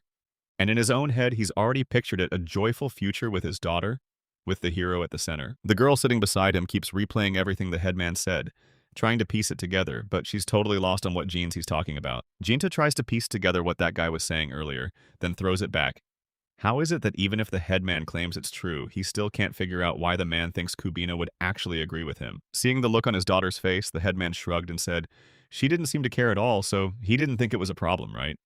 As she flushed and begged him not to embarrass her anymore, and he just stood there, totally baffled. The headman leans in and tells Jinta, no one's going to clue you in on that wedding right away, and ordinary engagement is all you'll need for this to work. Jinta jumps in right away, asking the guy how he feels about bringing his daughter to the party, only for Jinta to realize he has zero idea what kind of tight grip this man's got on him, because nobody even bothers to ask what he thinks about the whole mess. After thinking it over, he straight up said he didn't care what happened next, and he fully agreed to the deal. The girl freezes in shock, while the headman practically explodes with joy over his ironclad resolve. Then he orders Jin to look after his family and his precious daughter, telling him to hand the rest to him and stop worrying while the girl who came with him hangs there, looking anything but pleased. Quina, the girl, and Jinta trek through the forest together while the man's daughter grips his hand like she'll never let go, and Jinta squirms from embarrassment and blurts to Quina that she should switch to something more casual, and the girl shoots him a response that says, yeah, okay. They don't even clock the girl, and Kano waves it off, telling him everything's fine because she's his future wife. There's nothing special about them holding hands, but she still pushes him to drop the formality. The girl beside them keeps whispering to herself, asking if Kaina really plans to marry him because she can't believe this is actually happening. Then he blurts it out straight they were hunting for something good. maybe even a reward, yet somehow it all ends with those plans getting shoved aside by that useless girl. The headman's daughter goes speechless at her words, awkwardly lets out a laugh and asks the girl who she thinks she's talking to right in front of Mr. Jinta, only to look just as confused as she tries to figure out why she asked it at all. Then he pauses, thinks it through, and decides to ask the real question. What do they mean to the main character? Jinta barrels in mid-sentence and drops the bombshell. I'm the one she's my mother for. The headman's daughter stares in disbelief, blurting out, So I'm supposed to call her my mother-in-law now. And the girl freezes, stunned by every word. But Kamina tells her it won't matter who she is to him. Mother, lover, or even a hot water bottle in bed, because the gentleman will pick her anyway. Smiling wide at what she's saying, and the girl admits she can tell she's got feelings for him. The guy tells them to stop, then snaps, So, since when do you get to decide everything for me? And the headman's daughter insists, Yeah, the hero should take the lead. But that's not what he meant at all, and he's already clocking it. This trip is about to turn into pure, non-stop fun. Just as they're ready to move on, the girl slams the brakes hard, and Jinta's like, Wait, do you really hate the headman's daughter that much? She snaps, No, it's not like that. Then she beams because the guy landed a stunning bride kafina, and all they can do is stare, completely clueless about what the girl is trying to pull off. The headman's daughter leans in and asks the hero what he's planning next. And he grins he's headed to take a quest in the city of Laguro. It's close, he says, so they should grab something high first. Then they'll get to go even farther and walk with purpose. After they've snagged the eye, they keep rolling then. Sometime later, the travelers hit the city of Laguro and are shocked because it's way bigger than cocaine. The guy yells at Lifa, begging to tell her something huge, right? As his stomach rumbles and cuts him off. He tells the girls he hasn't eaten since morning nothing but Pinego, and Life blurts out like, You're hungry, right? Then pushes them to go and feed Mr. Gentile. Kanina whips her gaze away and tells Lifa she's spotted a killer seafood place just up the way and on the other side. Lifa scans the area too, only to spot a super popular restaurant stacked with meat dishes. Kinda's like, Why don't you go eat this meat alone, baby lamb? And maybe something will even grow. Then Life shoves the truth right into the headman's daughter. Now she finally understands those dead eyes she's been carrying. Because what a person eats. That's basically their reflection, staring back at everyone. Then both girls whip their heads toward the main character and address him. And he instantly gets the message. He nods and tells them he doesn't mind eating meat. So she turns to Lifehide and demands they be taken to the right place, and the moment the girl hears it, her face lights up with excitement. Then he urges her to take over, asking her to rely on her and leave everything in her hands. She tells them to stick close because she knows exactly how to feed a man. Then Jinta panics a little and promises, Don't worry, we'll hit a seafood place next time. But the girl... She's totally unfazed, sporting a sneaky little smile like she's already got something up her sleeve. The headman's daughter pushes the guy to say A so she can feed him, and he tries to shut her down, claiming he can feed himself, but she digs in, sticks to her plan, and somehow it works. She demands to know if the food tastes better this way, and it grates on the main character so hard that he snaps back, who knows, then urges her to just eat it normally, while Life can only stand there, watching in dead silence. And Jinta's stunned this girl is usually all noise, so her silence is weird as hell then. Out of nowhere, Kana blurts the guy's name, and she insists it looks like Life wants the guy to feed her himself. He never saw it coming at all. There was no way he could have guessed it on his own. Not in a million years. She's stunned by it, like, completely blown away. And then embarrassment hits hard. She starts denying it all, then blurts out, Why would I even want something like this? And still, when the guy swings the fork in her direction, she dutifully opens her mouth, chomps down happily, and the main character leans in to ask how the meat tastes. Lifehaw blushes at the question, shakes her head, and admits she has no clue. Then insists it's probably best if she just eats everything herself. Jinta whips around to Kaina and spots that thrilled smile, then he blurts out, Why are you so happy? And she beams back, It was really nice. Lifehaw snaps her gaze away, cheeks burning red. Then she's clearly not okay with it, so she asks to stop watching right now because it's freaking her out. Kuina scoots closer to the girl and tells her, Even though we just met today, I already get the whole situation. Then she tells Mr. Jinta not to stress over her and Bodhisattva, because she's convinced they're going to become friends. He figures she's probably already picked up on him, and that realization doesn't shock him at all because Cuenca feels way more psychologically mature than he expected. After their first meeting ended, she told him she already knew more than anyone else did. Because elves live far longer than humans and age at a crawl, Queen Anna may look young, but the truth is, she's actually... But she couldn't finish the sentence because the elder's daughter was staring back with a terrifying look that froze her in place. She asked the girl what she wanted to say because the air around Kubaina felt so heavy that nobody dared to move. The girl shrugged and said it didn't matter. But the hero, who sat there in silence, suddenly understood one thing. They'd found the first mine. In the Adventurers Guild, the guy gets told straight up, Kazami is still sitting at the very bottom rank G, and the girl just can't shake it, doubting there'll be any quests that fit. Jinta stared at the info sheet again and realized it was basically nothing. So he straight up asked if wiping out Bahamut wasn't supposed to count as an achievement. Anna, the secretary of the Adventurers Guild in Logoro City, tells him she understood perfectly, but then she slams the truth down the rules. Demand you finish at least 10 quests before your rank can rise. Jinta asks, "Are there any quests where you can fight?" After digging around for a moment, the girl breaks the news. There's a request from the Merchant Guild waiting for him. And now it looks like goblins have been wrecking the delivery routes for weeks. So the guy stares at the paper, the girl shoved in front of him, and mutters that it's already kind of wild. A goblin purge is coming, plain and simple. Jintoki spots a job that takes 2 or more adventurers, and Kagina immediately says she'll register. Then the guy shoots back, asking if she's really not bothered by it. She leans in and tells him that, for her, he can become anyone. Bride one moment, adventurer the next, while the main character grins at her bold attitude and pushes forward, hoping they'll team up and work together. Then he calls her sister, and the girl shoots back that she's hoping too for their perfect teamwork. Then she calls him brother. Life glares at it all with pure indignation, and the sight just turns her stomach. Then she spots the girl, and Jinta blurts that this time, he thinks he went way too far, but Kana shakes it off, tells him everything's fine, and insists she doesn't care at all. She promised she'd sign up instantly and let life arrest take over because they were diving into this quest together. That sets her off. She snaps them to a stop and declares that she wants to be an adventurer too. After hearing this news, Kaisina leans in and asks, "So, you already took the quest together?" The guy grins and says, "Yep, I snatched it up 3 times. Then he whips around to Lifa and tells her, straight up, that in theory she could have slipped past the notice only for her to snap back that she won't let him get stuck alone with Camille. The headman's daughter jumps into the talk, insisting it doesn't bother her, but then she shoots a worried look and wonders if life can even take it, before stepping right up and asking the woman if she really knows how to fight. Because this isn't some game meant for children. Jinta steps up to this girl and blurts, "So, has your goddess power come back yet?" And Lifa shoots back, "No." That rubs the girl the wrong way, but the guy steps in fast, soothes Kane, and tells her the job isn't nearly as bad as it sounds. Then she finally nods along. And then she claims the main character is so kind to life, but the truth is, that's not what the guy really meant. Then Kana snaps, "All right, let's get ready," and immediately asks if they're not ready already. The girl tells him it's not quite right, and insists they hunt down a weapon just in case something unexpected explodes. After a while, Kaina dragged them to a spot and swore she could get stronger there, though the truth hit right after she'd never even been there before. As he steps into the room, he spots a lottery right in front of him, and it totally kills his mood. While Kaina strides up to the cash register, jabbing at the banner like, "That's the prize, that's what we're here for." She fires back that this is the perfect piece of gear for a bodice that's clueless, and the banner even shows a glowing golden core. Life swears everything's fine, but the girl isn't buying it, because she knows getting it won't be easy. Happy Kaina beams and tells him he can get this kind of thing right here, completely free.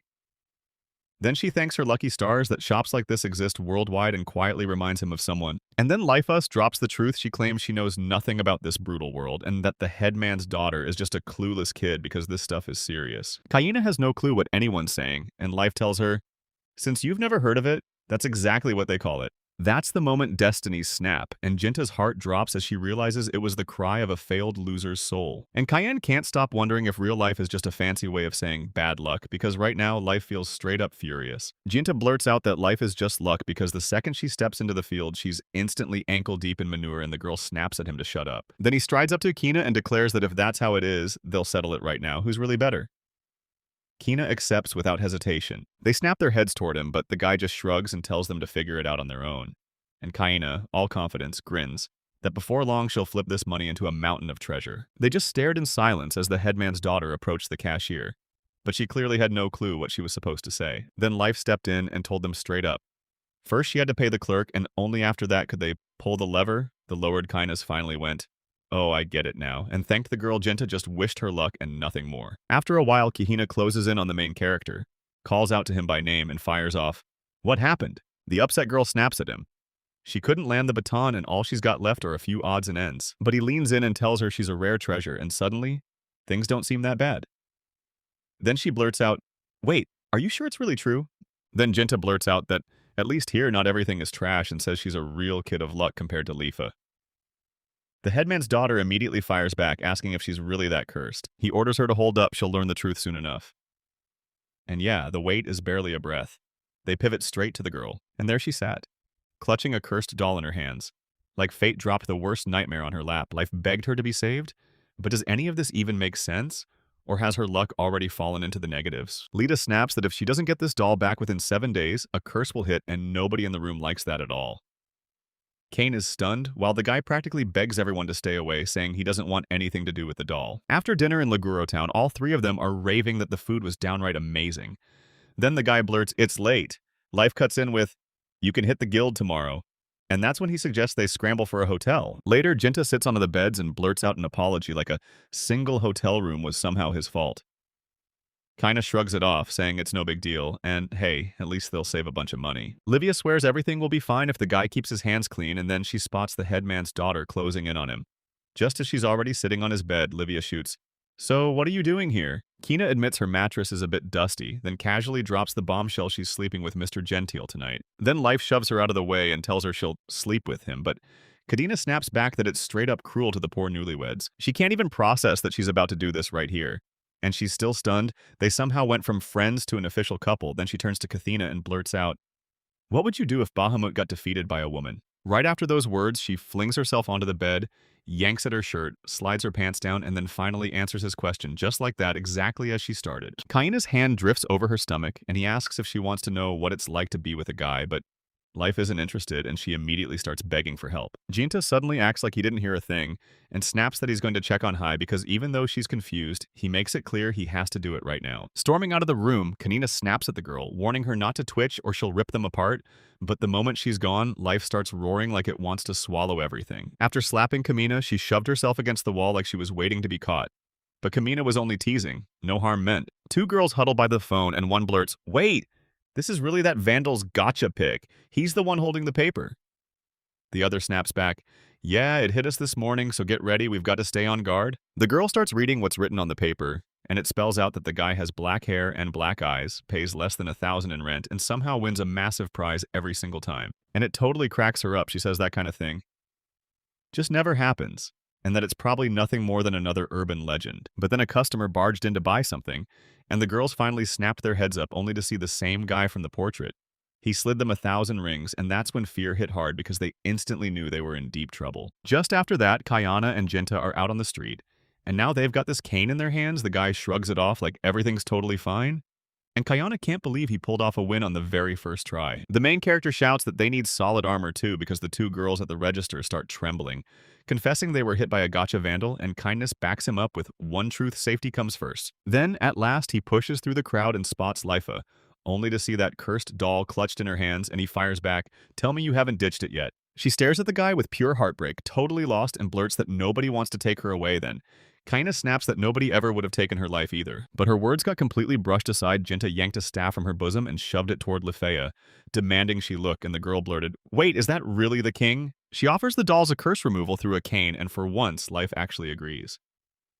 Then she borrows the cane from a guy just long enough to make it work. Cane in hand, he stands right in front of her, daring her to look away. At the same time, he starts chanting a spell that promises the cleansing light will unlock its covenant, and Jinta, stuck on the sidelines, can only stare as that girl transforms into something straight up godlike. She pours every ounce of that power straight into the doll, and then bam, the restoration begins, swallowing it in blinding, bright light. After a blink, she turns into the most plain, forgettable doll anyone could spot, and she's over the moon that it all worked out. Then she collapses to the ground, wiped out, while the guy's like, "You're amazing." And she does a surprisingly great job, realizing that the right girl can be the best support of all. They'll end up with a solid, balanced squad: 2 damage dealers for Jinta, a magician in Kina, and a healer in Leaf. Right here, the headman's daughter grabs the main character and says, "The robe I mentioned, can you pass it to the bodice?" He tells her to do what she knows, then leans in and asks, "And you don't need yours, do you?" But the girl snaps his bubble and tells him the size is way too small, her curves won't fit there. No way. Jinta turns beet red, mortified. Yet he still checks it with his own eyes and admits he's not surprised. But the moment hits hard, because Life is completely stunned by what's happening. Then Kana smacks the dude because he's staring at her way too hard, and yeah, it's embarrassing. The main character rushes to apologize, but she waves it off, saying it's fine as long as he doesn't keep ogling her right there in the middle of the street. In the hotel, he can feast on her curves as much as he wants, right? He starts to wonder if it's really true. Then the dark, ominous pressure of that bodice crawls up from behind and he shuts it down. A little later, the guy leans in and asks, "Did you change your clothes?" And she smiles, saying she's ready. And just like that, Life bursts back wearing a brand new outfit, struts it right in front of everyone. Jinta blurts out that she looks amazing, and Kina's eyes widen because that outfit fits her perfectly. But the girl's thrown off the skirt's way too short, and you can clearly see her navel, so she can't help asking herself if this is actually normal. She shoots him a question. He wrestles with his thoughts for a beat, then leans in and says it fits her perfectly. And wow, those clothes make her look so cute. It throws her into a full-on blushing spiral, but honestly, it still suits her perfectly. That's why she insists she won't take it off, because once she gives the girls the order, they start getting him used to it. And Jinta yells that everyone's ready, so they finally go wipe out the goblins and kick off the mission for real. Lafon Valley, our heroes, shout at the top of their lungs, but she stays silent and won't answer. Lifa insists the dragon is gone, like it vanished into thin air, and drops the idea that maybe it got bored and slunk back to the house by the lake, but the guy ignores her and still can't get a single clue about where Henny went. But then Kamina yells their names and commands them to stare where her finger points. And now they watch goblins swarm and tear into their dragon. But she doesn't strike back, so the barbarian sees the opening to smash her enemies, and the heroes just stand there in stunned disbelief, realizing goblins can even attack a dragon. Life's been screaming at Jinta in all caps panic, begging him to fix what's happening, yet he pushes all that aside because he knows he has to save Hai, so he tells the dragon, "Wait for me," knowing he'll be there in time. But Henny snapped, then shot the goblins a furious glare so sharp they froze in total terror. Then she slammed into them, and right after she unleashed her fiery breath, each of them got exactly what they deserved. And after everything, she finally let out a breath of relief while the goblins lay sprawled, knocked out cold.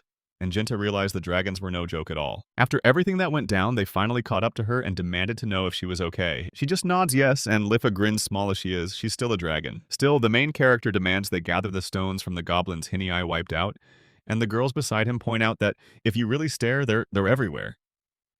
Gent counts them, and his face drops when he realizes there are 10 of them. Then she whips around to face the dragon, thanks him while gently stroking his head, because by doing that, they knock out half the quest and all he can do is squeak in helpless disbelief. Then they start asking if they can grab the other half, and whether more goblins are lurking nearby, until a sudden scream rips through the air and the main character whips around hunting for whoever it belonged to. Meanwhile, 3 men are getting slammed by a whole swarm of goblins, and no matter how hard they swing, the goblins won't go down. And that sparks their fury, so they start hurling insults at the goblins and talking them down like they're nothing. While everyone's busy talking, goblins are still swinging in and attacking without mercy, which sent him crashing to the ground, and their enemies pounced on that opening, hammering in fast, aiming to kill while the man himself just couldn't believe it. But somehow, he got insanely lucky. Every goblin charging him got cut down by Jinta's sword, and he just arrived to wipe them out. The other 2 were just as lucky, one blast of magic, and the goblins crumpled straight to the ground. They spot a girl using it, and it clicks wind arrows. But then they're left staring at the stranger who swooped in to save her. Who is she? Lifa shows up a little later, blurts that she's running late, and admits she's not sure she can handle what's happening, right? As someone in the crowd starts screaming for the goblins to stop. They try to grab at their cart and smash something, because these are crazy expensive goods, don't you dare touch them. She's done hiding on the sidelines, so she finally steps in, raises her cane, and orders that filthy goblin to back off from the luggage. At first, he's completely clueless about what she's trying to do. Then he spots her swinging the cane at him, and right away he whips out the sewing, stopping it clean so she comes out completely unharmed. He's teasing her non-stop, but the fun is about to cut off right now. The moment he spots that brutal dragon looming behind the girl, his brain scrambles, and she whips around to find Hayad right behind her.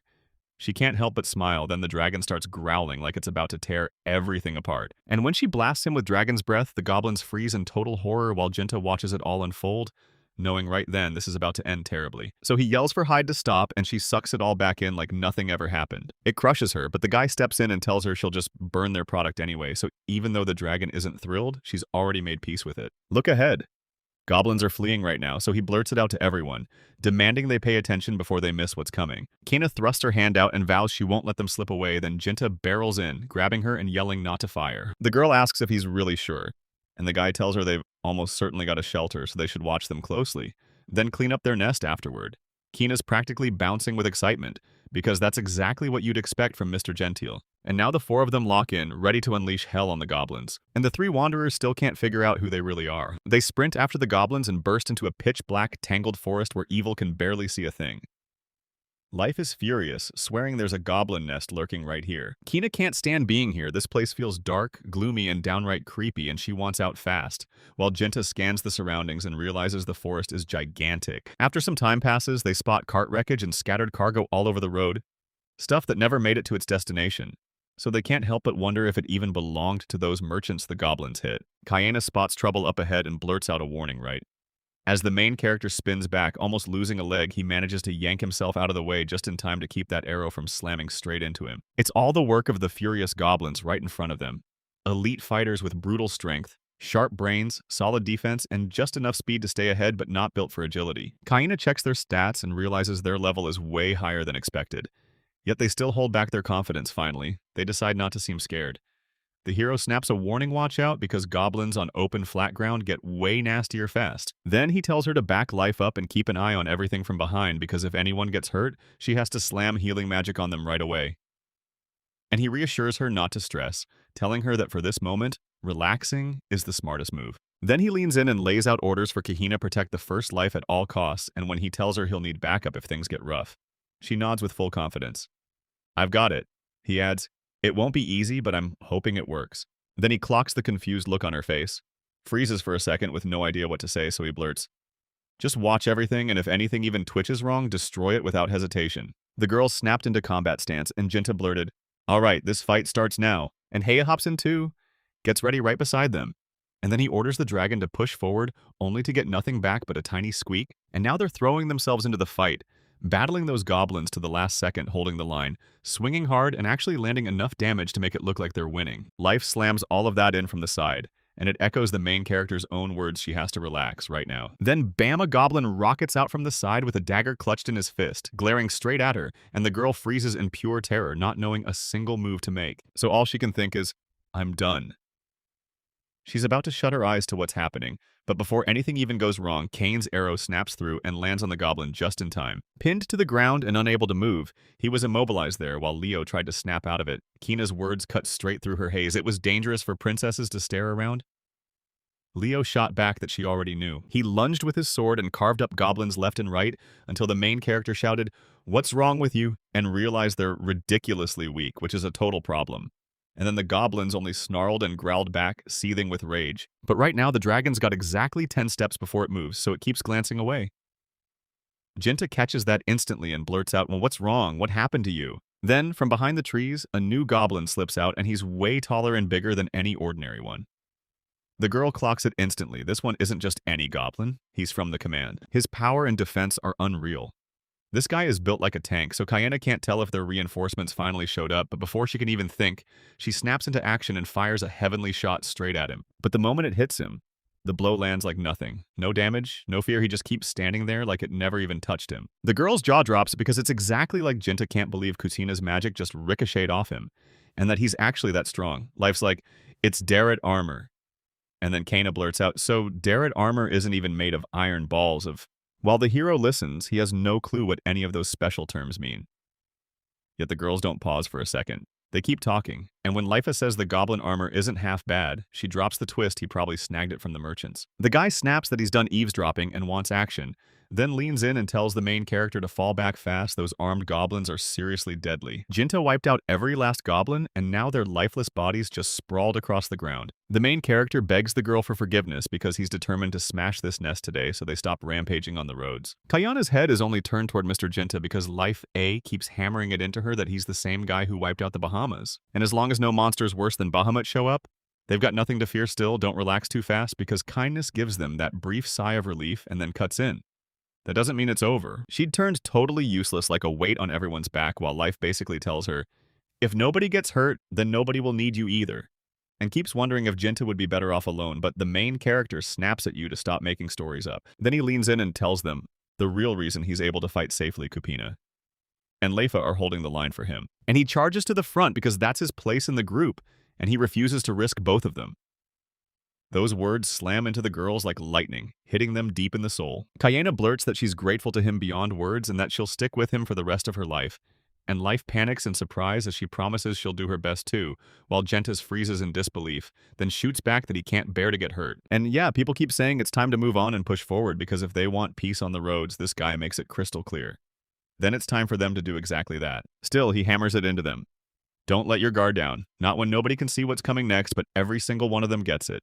Clear as day, a full-on showdown with the goblins is closing in on the commander. After she swings her cane and casts a healing spell to seal up the dragon's wounds, Life leans in and asks Haya if she's truly okay if the pain is gone for good. Haya answers with one tiny squeak, like a loud, "I'm fine." Genta clocks the girl's insane healing skill and she shrugs, saying there's no other way because she's a goddess, but that claim gets smashed, and her divine point of view is literally brought down from heaven to earth. Then the main character marches right up to the dragon to check on her, and he rushes to apologize for dragging Hillary along with them, and when they finally return, he promises to spoil her with a mountain of delicious treats. The dragon goes wild and starts licking him head to toe, but the guy hates it, so he grabs her and tells her to stop right now. But he won't quit. He keeps going, and that makes the guy burst into laughter, while he still pushes his luck and demands again, "Stop and stop doing that." The girls just stare, frozen in silence, too scared to step in, and right after that, the drenched guy saliva-soaked blurts out, asking if anyone's got a handkerchief or towel, and Life fires back, wondering if he's just slacking and shirking his duties, but nobody answers her. After some time passes, the heroes finally stop and stare. This place is way too spacious, and they can't shake the thought that they might not be in the deepest part of the forest yet. Kaina snapped to attention, pricked her ears, and blurted out that this place felt wildly wrong, so the guy pressed her, and she told him the truth. The air here was so tense it could snap, and she gets this awful gut feeling. Then boom, something slams in from behind and scares her to death. All four snap around, hunting the noise, and then crash, a massive oak tree topples right behind them, blasting the life out of their calm as they stare in shock, utterly unable to figure out what just happened. Then, right on cue, loud footsteps slam closer and the Goblin King bursts in front of them, growling so hard the whole crowd scums and feels instantly trapped, which sent every single one of them into full panic. So they all scrambled back and retreated on the spot while Genta just stood there, mouth hanging open, staring at him as the girls bolted, only blurting that he was insanely huge and that he couldn't even wrap his head around what kind of monster-sized guy that was. Meanwhile, the goblin slammed his swing down with everything he had.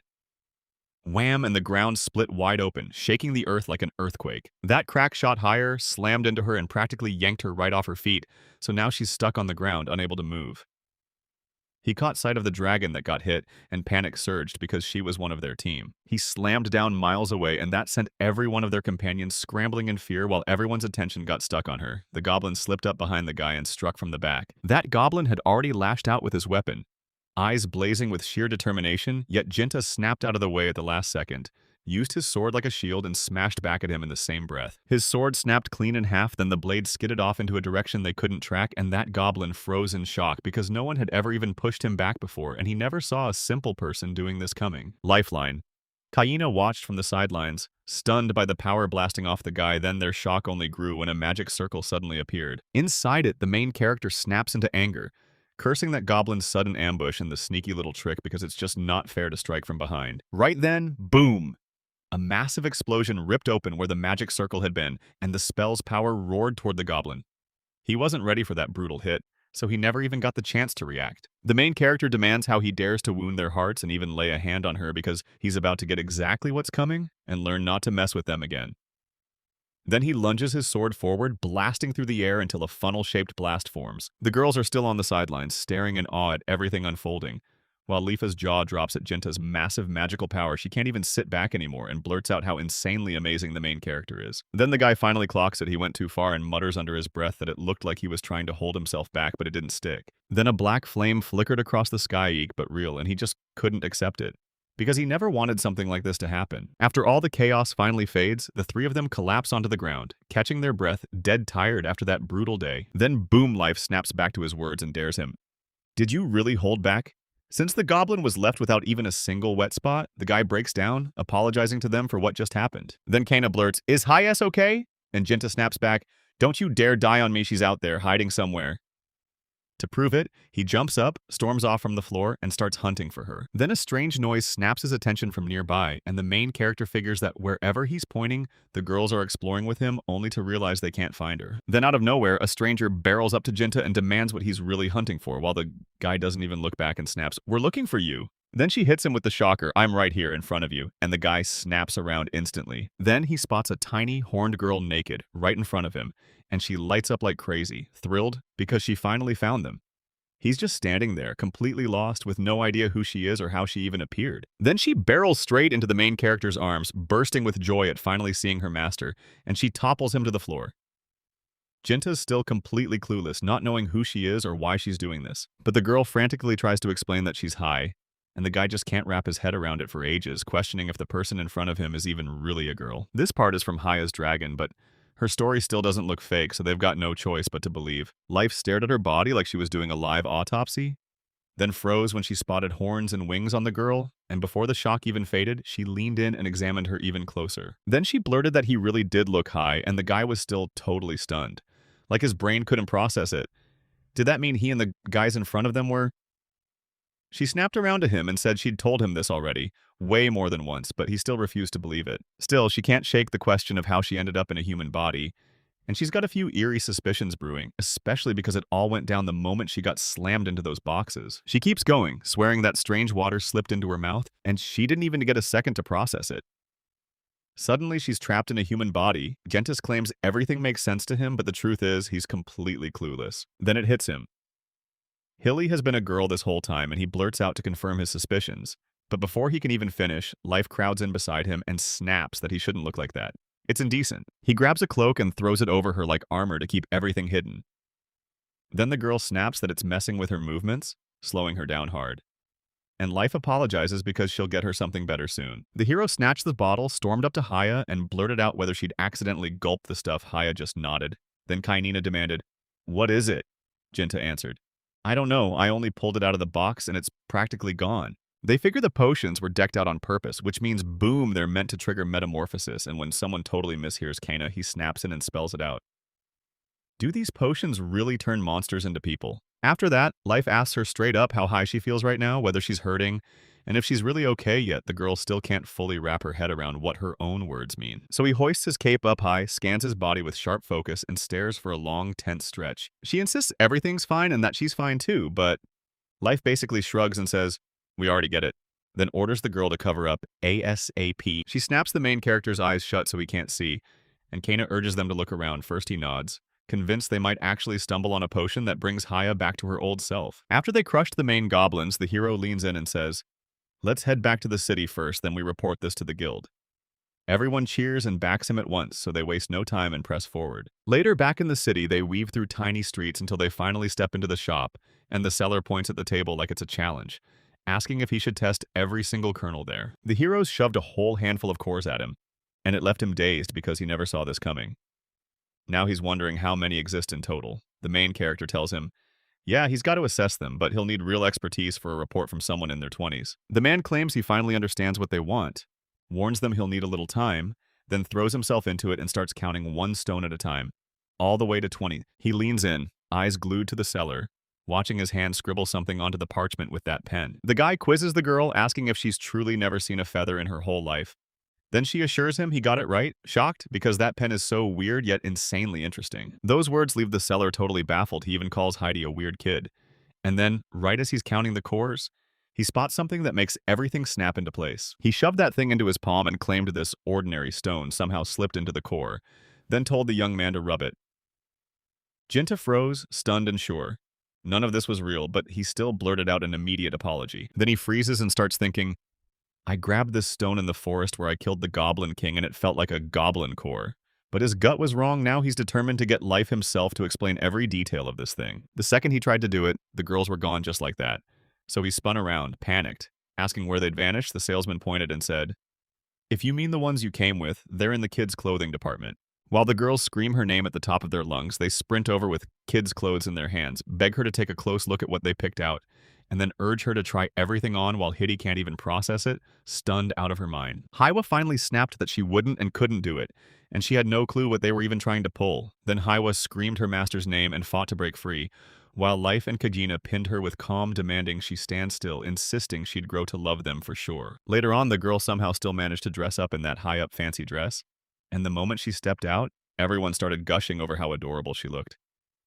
Life even goes and compares her to grown-ups. She can't even wrap her head around it because in the snap of a finger, she's already swapped 2 images. One moment she's in jeans, a jacket, and a beret. And last, she slipped into a soft, fluffy dragon costume, and the girls couldn't stop chasing attention as they blurted excited compliments, totally wowed by her. They swear he's totally adorable, and everyone agrees so.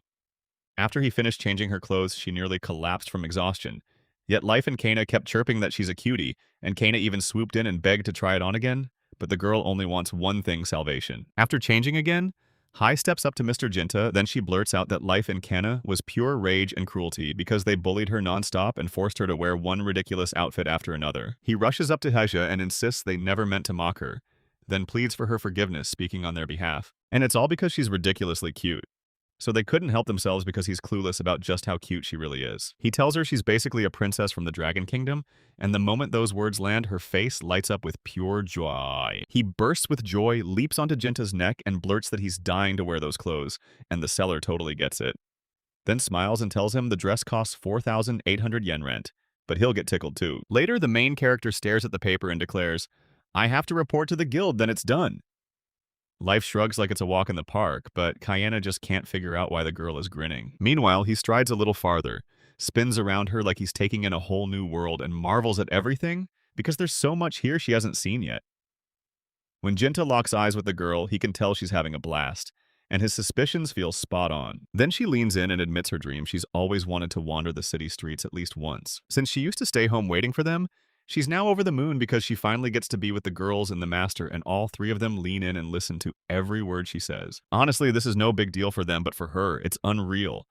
Kainina clocks that girl's been lonely for ages. Lifa nods hard and admits they never even considered how she must have felt. Then he slams on the brakes as her stomach growls in the loudest way and she blurts out that she's starving. Totally freaked? Because this has never happened before, the main guy figures they're hungry too and suggests they find somewhere to eat. He leans in and asks the girl what she wants to eat, then clocks that Hyde doesn't think she's actually being heard, so Jinta cuts in, makes her think for a second, and tells her they'll buy whatever she picks. The girl says, "All right, then." She's begging to eat the goblin. Try wrapping your head around that because all three of them freeze, stunned, speechless, totally not ready for the girl to say something like that. Then he demands she pick something else, and they're totally lost because he told her to choose whatever she wanted in the first place. He rushes to apologize, then explains, "People don't eat that." Later, they were already checked into the hotel, yet just a bit after that, boom, they were sharing the same room, and the main character blurted out an apology because there weren't any other choices left, but life basically tells him, relax, this isn't the end of the world. He clocked at first only 3 beds in this room, and now Casina's staring at the same thing, warning that this is about to turn into a major disaster. Then a brilliant idea hits her out of nowhere, and she claps her hands, blazing with joy. She blurts out, no hesitation, "I'll sleep with Jinta." And then Life jumps in, starts tickling her, and she screams, all while she's smugly certain the girl would say exactly that. Then she scoops the girl into a hug and promises there'll be no trouble if she sleeps with Hai, and McCain is furious, shouting that it's totally unfair. Because she wants him high too. But Life keeps reminding her she's the only one who gets that girl. The elf can't figure out who cursed her with this, then wraps her arms around the girl and yanks her closer, sneering that of course he'll end up wanting her in his bed. Both girls let the Hai go, and then bam, Life calls out to the girl, telling her to come because she's got pineapples.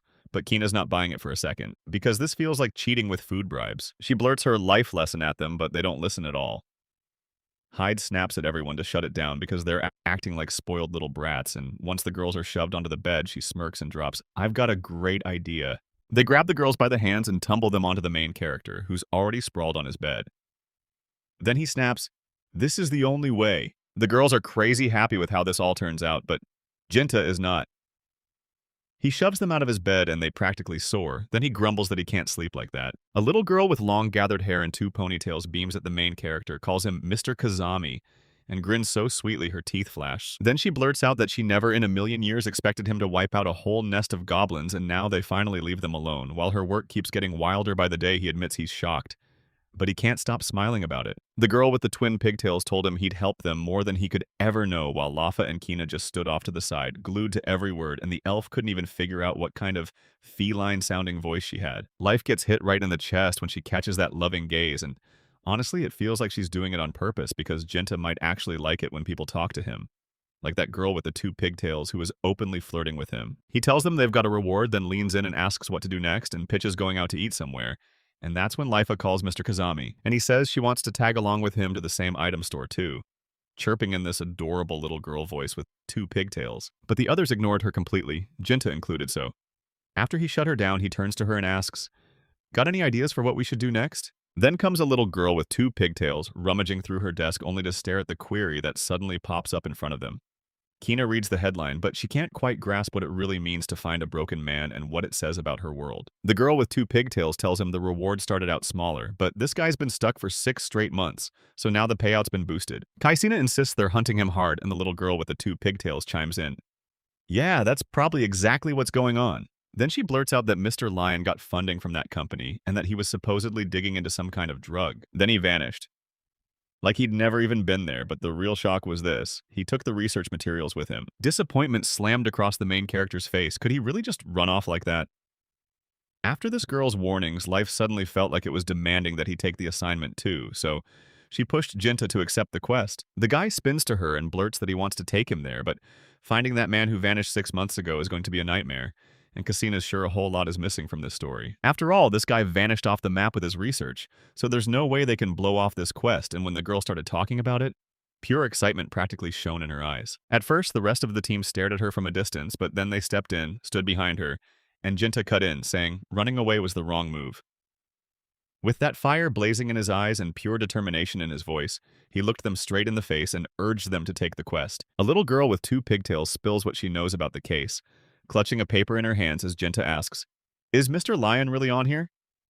Then the guy turns to her and demands if there's anything else. Staring at that paper again, with his own photo staring back, the main character snaps that this quest is once again a total waste of time.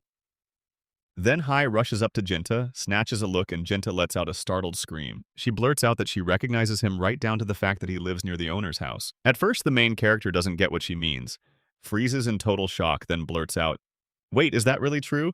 And the girl just smiles and says, "Yeah, that's how it is." Sometime later, all 4 of them are packed into a carriage, Hixley clutching a paper with the man's image on it, while Kikina leans in and demands, "Is this really the guy from the photo?" Hixley doesn't hesitate, there's no doubt about it. Every time he showed up in the forest and left her pineapples, she couldn't forget him. A few days before the main character even reached that forest, this man walked away studying every word Henny said, trying to decode why Henny vanished for days before showing up. He can't stop wondering if Mr. Line really stayed here for 6 months and only just left a few days ago while life is sprawled right on his lap, staring and pointing with that intense, I mean business stare. Jinta leans in and asks Hayo where he could possibly go, but she just shakes her head. She has no idea, and it hits her she knows nothing else either. He told them, "If that's true, start with my house." And the moment they looked, they actually spotted clues at least enough to breathe new life into it. Plus he leaned in and added, "I only left a few days ago, so the footprints should still be there." A while later, they've finally made it to Jinta's place, and Kina is beaming. This is her home, her life, right here with Mr. Jinta Lifa. Doesn't get why she's so thrilled. So she blurts that she lived there too, and Henny presses, "Then what about you?" He steps right up to the girl, gently strokes her head, and whispers that her home. No, their home needs those words to be heard. After they finally get inside, Leifa and he plop down in the living room, and the goddess wastes no time, asking the girl how long she's been surviving out in that forest. She snaps back that she can't even remember, but life doesn't stop the interrogation. She demands to know where her mom and dad are, and Hai just can't find the words, so he freezes in silence for a long while. Liva doesn't even wait for Hai to answer. She blurts out another question. "Do you want to sleep?" But Hai still won't give her a straight response, so Liva hurriedly apologizes and tells her she can head to bed safe and sound. Then he glances at Heine and boom, she's already knocked out cold, looking ridiculously cute. In Mr. Levine's office, Katina spots the guy clutching something in his hands and blurts, "What's that?" Jinta leans in and tells her those aren't random notes at all, they're his diary. The girl leans in and asks if there's anything in there that could give them a real clue. And after a long stretch of silence, the guy finally nods, yeah. Then he snaps into a serious tone, looks Kina in the eye, and tells her to wipe out this quest. Jinta stands in Ryan's office and snaps the truth into place. His company wasn't building anything. It was just shoving people into a research lab, and he figured it out from his own diary. The same one where it's clear he was forced to study that medicine. According to the diary, the medicine they're trying to create is a brutal anesthetic powerful enough to knock out even monsters so they can finally test it. The company hauled in experimental monsters, and on Mount Nara, they snagged a blazing female fire dragon, capturing her and even her egg. That female dragon was none other than Haya's mom, and right there, the girl herself is curled up on the couch, sleeping peacefully, totally oblivious to everything. And after hearing what the main character said earlier, it sure makes you wonder if Haya was the experiment all along. He reads the diary and spits out, "Back then, she was still trapped inside the egg, so they couldn't touch her with experiments, but they sure did use her mother as the test subject." Her diary spills the truth during the research. Someone pumped her full of a massive dose of drugs, and it all felt brutal and horrifying. That's why Mr. Ryan, who was dead, said against this. He snatched the finished egg preparation straight off the spot and bolted from the laboratory without looking back. Cayenne makes it crystal clear. In this case, Mr. Ryan ended up living in secret here, then he turned around and took care of all that Hai. The main character spills that Mr. Ryan learned his search was public, and panic hit, afraid he'd get caught, he bolted out of that house with Hai and vanished straight into the forest. In the last entry, it was written in the diary, He added it about 2 weeks ago. Then, Kamina just stands there in silence, saying nothing at all. And the main character keeps going, explaining that finishing this quest means everything, and that Mr. Ryan would be handed straight over to this company. And he can't just toss away someone this good, especially the one who helped set him up to survive. Kaina fell silent for a moment, then blurted out to Jinta whether this meant he was giving up the quest. Jinta said she'd understood it all right. But then he still begged her for forgiveness, because he couldn't stop beating himself up. But the girl snaps him out of it, telling him she gets him like nothing else because her heart is racing for the very same reason. Hearing that, the guy practically exhales in relief, and a small, satisfied smile breaks across his face. Then boom, some brutal loud noise slams the moment shut and they're left staring like, wait, what just happened? China can't figure out where that eerie sound is coming from. Then Jinta snaps, it's the first floor. They bolt out of the office and tear down to the first floor, chasing that sound right away. And Kane growls, asking if it's really that company's people, or if they've come to steal something, because if that's the plan, he's not letting them do it. The hero grabs the girl's attention and calls each of them by her first name. As they reach the first floor, they spot Life clinging higher up on her back, only for her to shift back into a dragon right in front of them. The main character can't even speak anymore. 4 of them stare at each other, completely lost. Jinta and Kayana hang back, still skeptical. Realizing she could be in serious trouble, she snaps into panic and blurts, stammering that she'll explain everything to them immediately. It started with the girl lounging on the couch, arms up and relaxed then. Boom! In the next second, she was flattened on her back, already blazing in dragon form. And still, she can't shake the feeling they just don't get her until the main character steps in and shuts it down, insisting they understood from the start and don't need the explanation again. While Kina only snaps back that the medicine's effect is gone and she's turned into a dragon once more. Sometime later, out on the front lawn, the guy grabbed a ball and told it to open. Meanwhile, he poured every ounce of his power into Hai-Ai, only for Hai-Ai to just drift in the air and then drop right down onto the ground. Jinta blurts that somehow he can shove literally anything into his subspace, and Kainas laughs that it's perfect because they didn't have to smash the walls just to get up in the air. Meanwhile, Ryan's studies stop mattering. She reads his diary, gets hit by the award, and everything finally clicks until the company he mentions, Alditus, gets wiped clean from her mind. And yeah, they've got a brutal reputation. Everyone swears they're dealing in weapons and even selling people like slaves. She agrees that it's time to quit this quest for good, but she can't stop thinking, what about her mom? Because Mr. Ryan's diary straight up says they shipped her off on a boat near Mount Nor. If that's true, then she's rushing to help her right away. She wants Hai to finally meet her mom again. That's why she's determined to go straight to Jinta and ask him for what she needs. But he can't hear a word she's saying. He's too far off, so he demands answers, asks why she's stuck, and practically orders her to hurry so she can hit the road ASAP. But the girl doesn't get a word of where they're heading, so the main character snaps back, obviously we're going to Mount Nor, where else would it be? At the end of the day, they've got to save Hei's mom. But if the girl wants to stay, Life shuts that down fast because she's already on her way out. Jinta cradled Liafa in his arms, and she shot him a pleading look, begging him to be gentle and not handle her rudely because the whole position left her mortified, her cheeks flushing a little red. He stared at the girl and called out her name.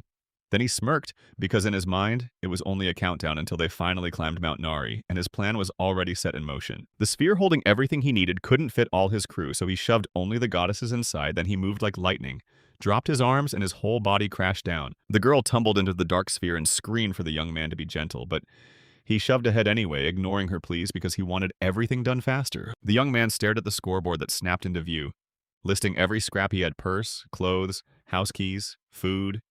And then, right there, the goddess showed up too. Kina even told him she felt bad for her, but it still had to happen. Since the dragon couldn't haul 3 people at once, they stuffed someone inside a dark sphere for the ride, and the girl started a game the goddess lost, so she got left behind. The kid told his companions to clear out fast, so Leotha wouldn't be stuck waiting. Quinas even acted like it was just a must-do, but she wasn't really upset about it. He stared at the display board again, watching the inventory, then saw the food supplies shrinking day by day.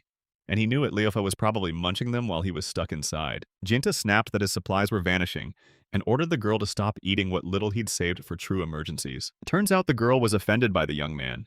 So she shut him down, no reply, and kept right on doing whatever she'd been doing before. The young man cut the chatter short, barked at his companions to hit the road right now, and they agreed on the spot. After a while, the guy finally pulled Quena aside and asked how much longer they'd be stuck on the road and whether she knew the local spots. She just shrugged and said she only had one thing figured out: the right direction. Nothing more. Jinta let out a heavy sigh, regretting the choice to dump Liafa in his inventory because maybe, just maybe, she could have answered his questions instead. Suddenly, the girl behind him shot her finger at the mountain and asked if that was the rock they'd been hunting, and her companion nodded back, answering yes. Gentis warned that night was creeping in, so they should camp out in the forest they were already in and hit the climb again. The moment dawn breaks, Queniana nodded right along. Then the young man snapped back goddess on his mind and started prying open the black sphere, praying the girl hadn't already devoured everything he'd been stacking up for her. Jinta shoved his hand into the sphere and started hunting for the goddess inside, yanking at whatever he could. Then suddenly he realized he'd grabbed the wrong thing and got himself stripped. Gripping it tighter, the young man yanked it toward himself. Then the goddess snapped, demanding he stop. Jinta yanked the girl's clothes hard by accident, and before he even clocked it, her skirt came off in his hands right then.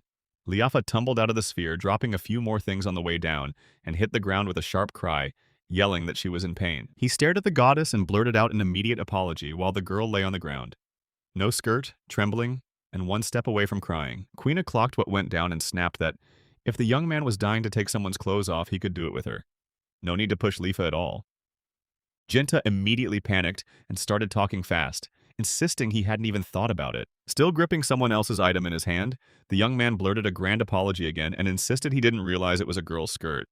Then he got hit with a sharp remark as he hurried to hand it back right away. The goddess asked straight up if they could surely track down Hekinus' mom in this very place, because even after they'd come this far, there was still no guarantee. Jin stared at the girl and said there was zero doubt everyone wanted to help the dragon and keep her smiling. He kept going, swearing they were absolutely on the right track, and said, "You'd know it the moment you looked at the chain." Whipping his head toward their dragon, the young man said, "Ever since we started closing in on that mountain, it's never stopped staring straight at it." That young guy even clocked it.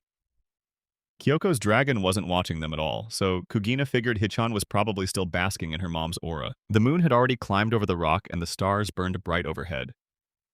Jinta looked up at the dragon and begged her to hold on a little longer, because that guy promised they'd make sure she finally got to meet her mom. A blonde young man slipped into the chamber, bowed hard to the older man inside, and when the man demanded whether they'd found Ryan Friedman, the guest shook his head, then blurted an apology for failing him. Kello, Aldatis' supervisor, told Ryan he had no choice but to show up because once he finally came, he'd fold fast. The cello kept going grimly, noting that even the prototypes left behind in the lab vanished, because the goblins snatched them while they were being transported. The grown man bragged that they'd rake in a fortune if they could sell them, along with the subordinate monsters, then snapped that they had to deal with the fire dragon right away. He stared at the caged monster and admitted that the experiment had battered it a bit, but it was still too valuable to lose, so they left it locked away. A cello swivels toward the man behind him, Meldus, and declares, plain and bold, that the next part is his to handle. Meanwhile, Chinton and the others pushed onward because a brand new day was here and the world had finally lit up. The road barely gave him a breather. He burned out in seconds, like he was hauling himself up a mountain, and Lafa hissed that her legs had gone numb as she pushed the worn-out young man toward the cliff that was waiting for them. Kuna saw his opening and decided to poke fun at Leotha's forms,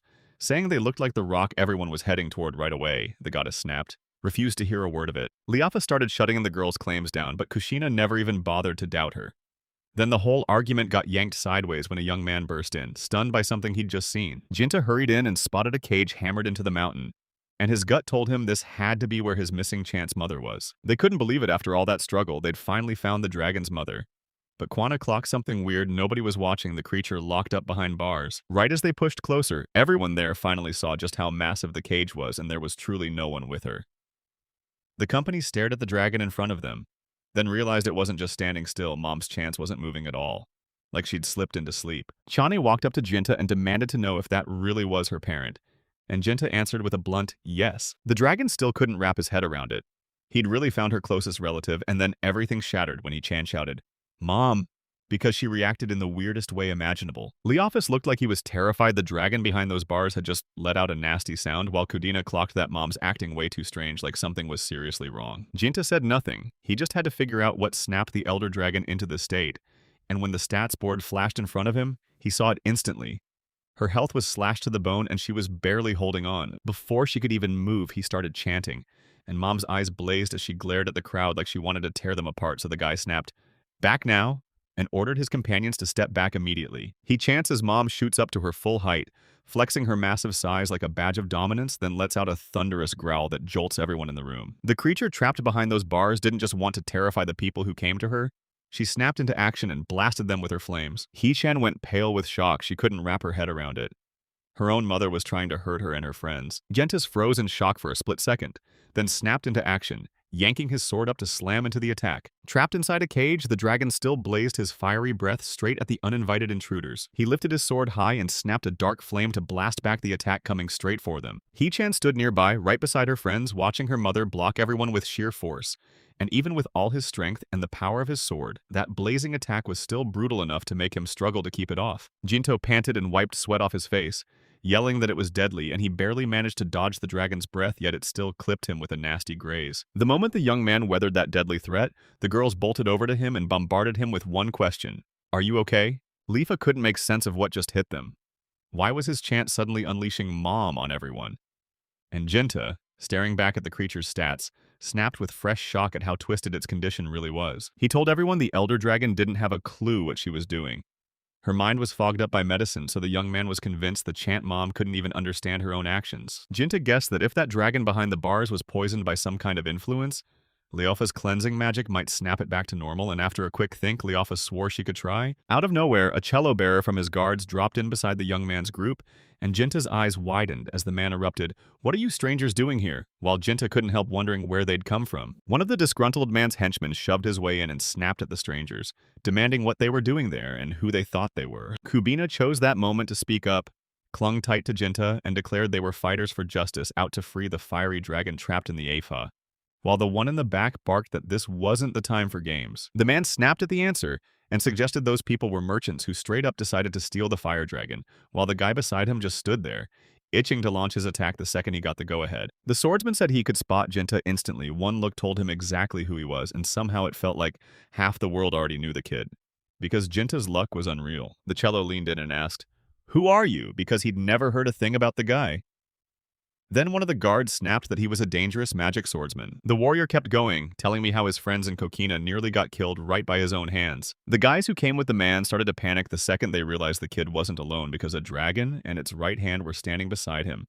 And that cello command hit like a wave, telling everyone to calm down. Spinning around, the man with a rock-pointing finger barked at his men to fling the gate wide so they could unleash the elder dragon. Akicello didn't play this for kindness at all. He lowered his guards, told them, "Don't fear a thing," then stared straight at the ledge where Lady Meldus, the mistress of monsters, hung. Jinta snapped his head around at who was lurking behind the man and blurted, shocked, "Wait, are you really her?" Leofa, meanwhile, couldn't even guess if this girl was about to tame Hichin's mom. The ground jolted again and dust burst into the air, but this time it wasn't the impact.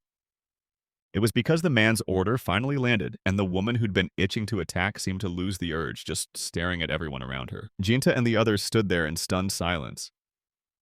Hichan never expected her mom to be a giant dragon, and Kana had to say it out loud, the adult dragon was way, way bigger than any of them. Jinta's guards stared at the dragon and completely froze, terror crashing over them, and when Jinta saw their faces, he knew they were terrified of Hichan's mom. Still reeling from the shock, Agatello snapped his eyes to the girl in the robe and roared at her.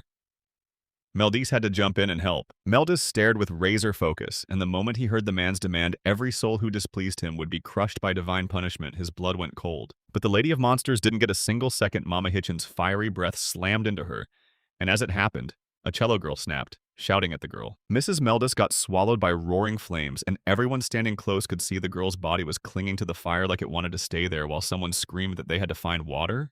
Like right now? Jinta and Kumina stared at what was happening, stunned into silence, because the girl made that young man look helpless. Then they heard the stones crashing down beside him, and they snapped their heads toward the source. A few heartbeats later, Meldis dropped right into the spot the guy had been watching. Boom! And she snuffed herself out. The Lady of the Monsters went still, and the whole place fell into an eerie, total silence. Nobody saw it coming. Jinta couldn't take it anymore, so he blurted out that he just needed to know if Mrs. Meldis was okay, like maybe she really could use help. The girl stayed right where she'd hit the ground, didn't move a muscle, and said nothing. Just stared at Jinta, leaving him totally lost. And the silence swallowed the moment again as Hichan, standing in the back, looked terrified of the whole atmosphere. Seconds later, the girl in the robe shot upright, bolted away from the guy, leaving him totally baffled. Then Jinta snapped back into it and asked, like it was obvious, why Melda just ran. Acello just couldn't wrap his mind around it. Lady Melda yanked her head away and bolted, even though he'd been counting on her support to tame the dragon. Realizing nobody was coming to save the man or his guards, the cello-wielding crew threw in the towel and bolted too. The group scrambled back into the distance, yelling for the girl to hold on, but the Lady of the Monsters was nowhere in sight, so Kugina, watching those men flee, demanded what was going on Jintachuko. Turns out the Elder Dragon's calm didn't last. He chants up the moments in attack, and the instant the mom hits, it's clear she's no friend at all. Jinta marched up to Lifa and demanded to know how deep her cleansing powers could go, because he was dead set on turning Hichin's mom back to normal. The girl mulled it over, then finally snapped that her magic only works within 3 or 4 meters.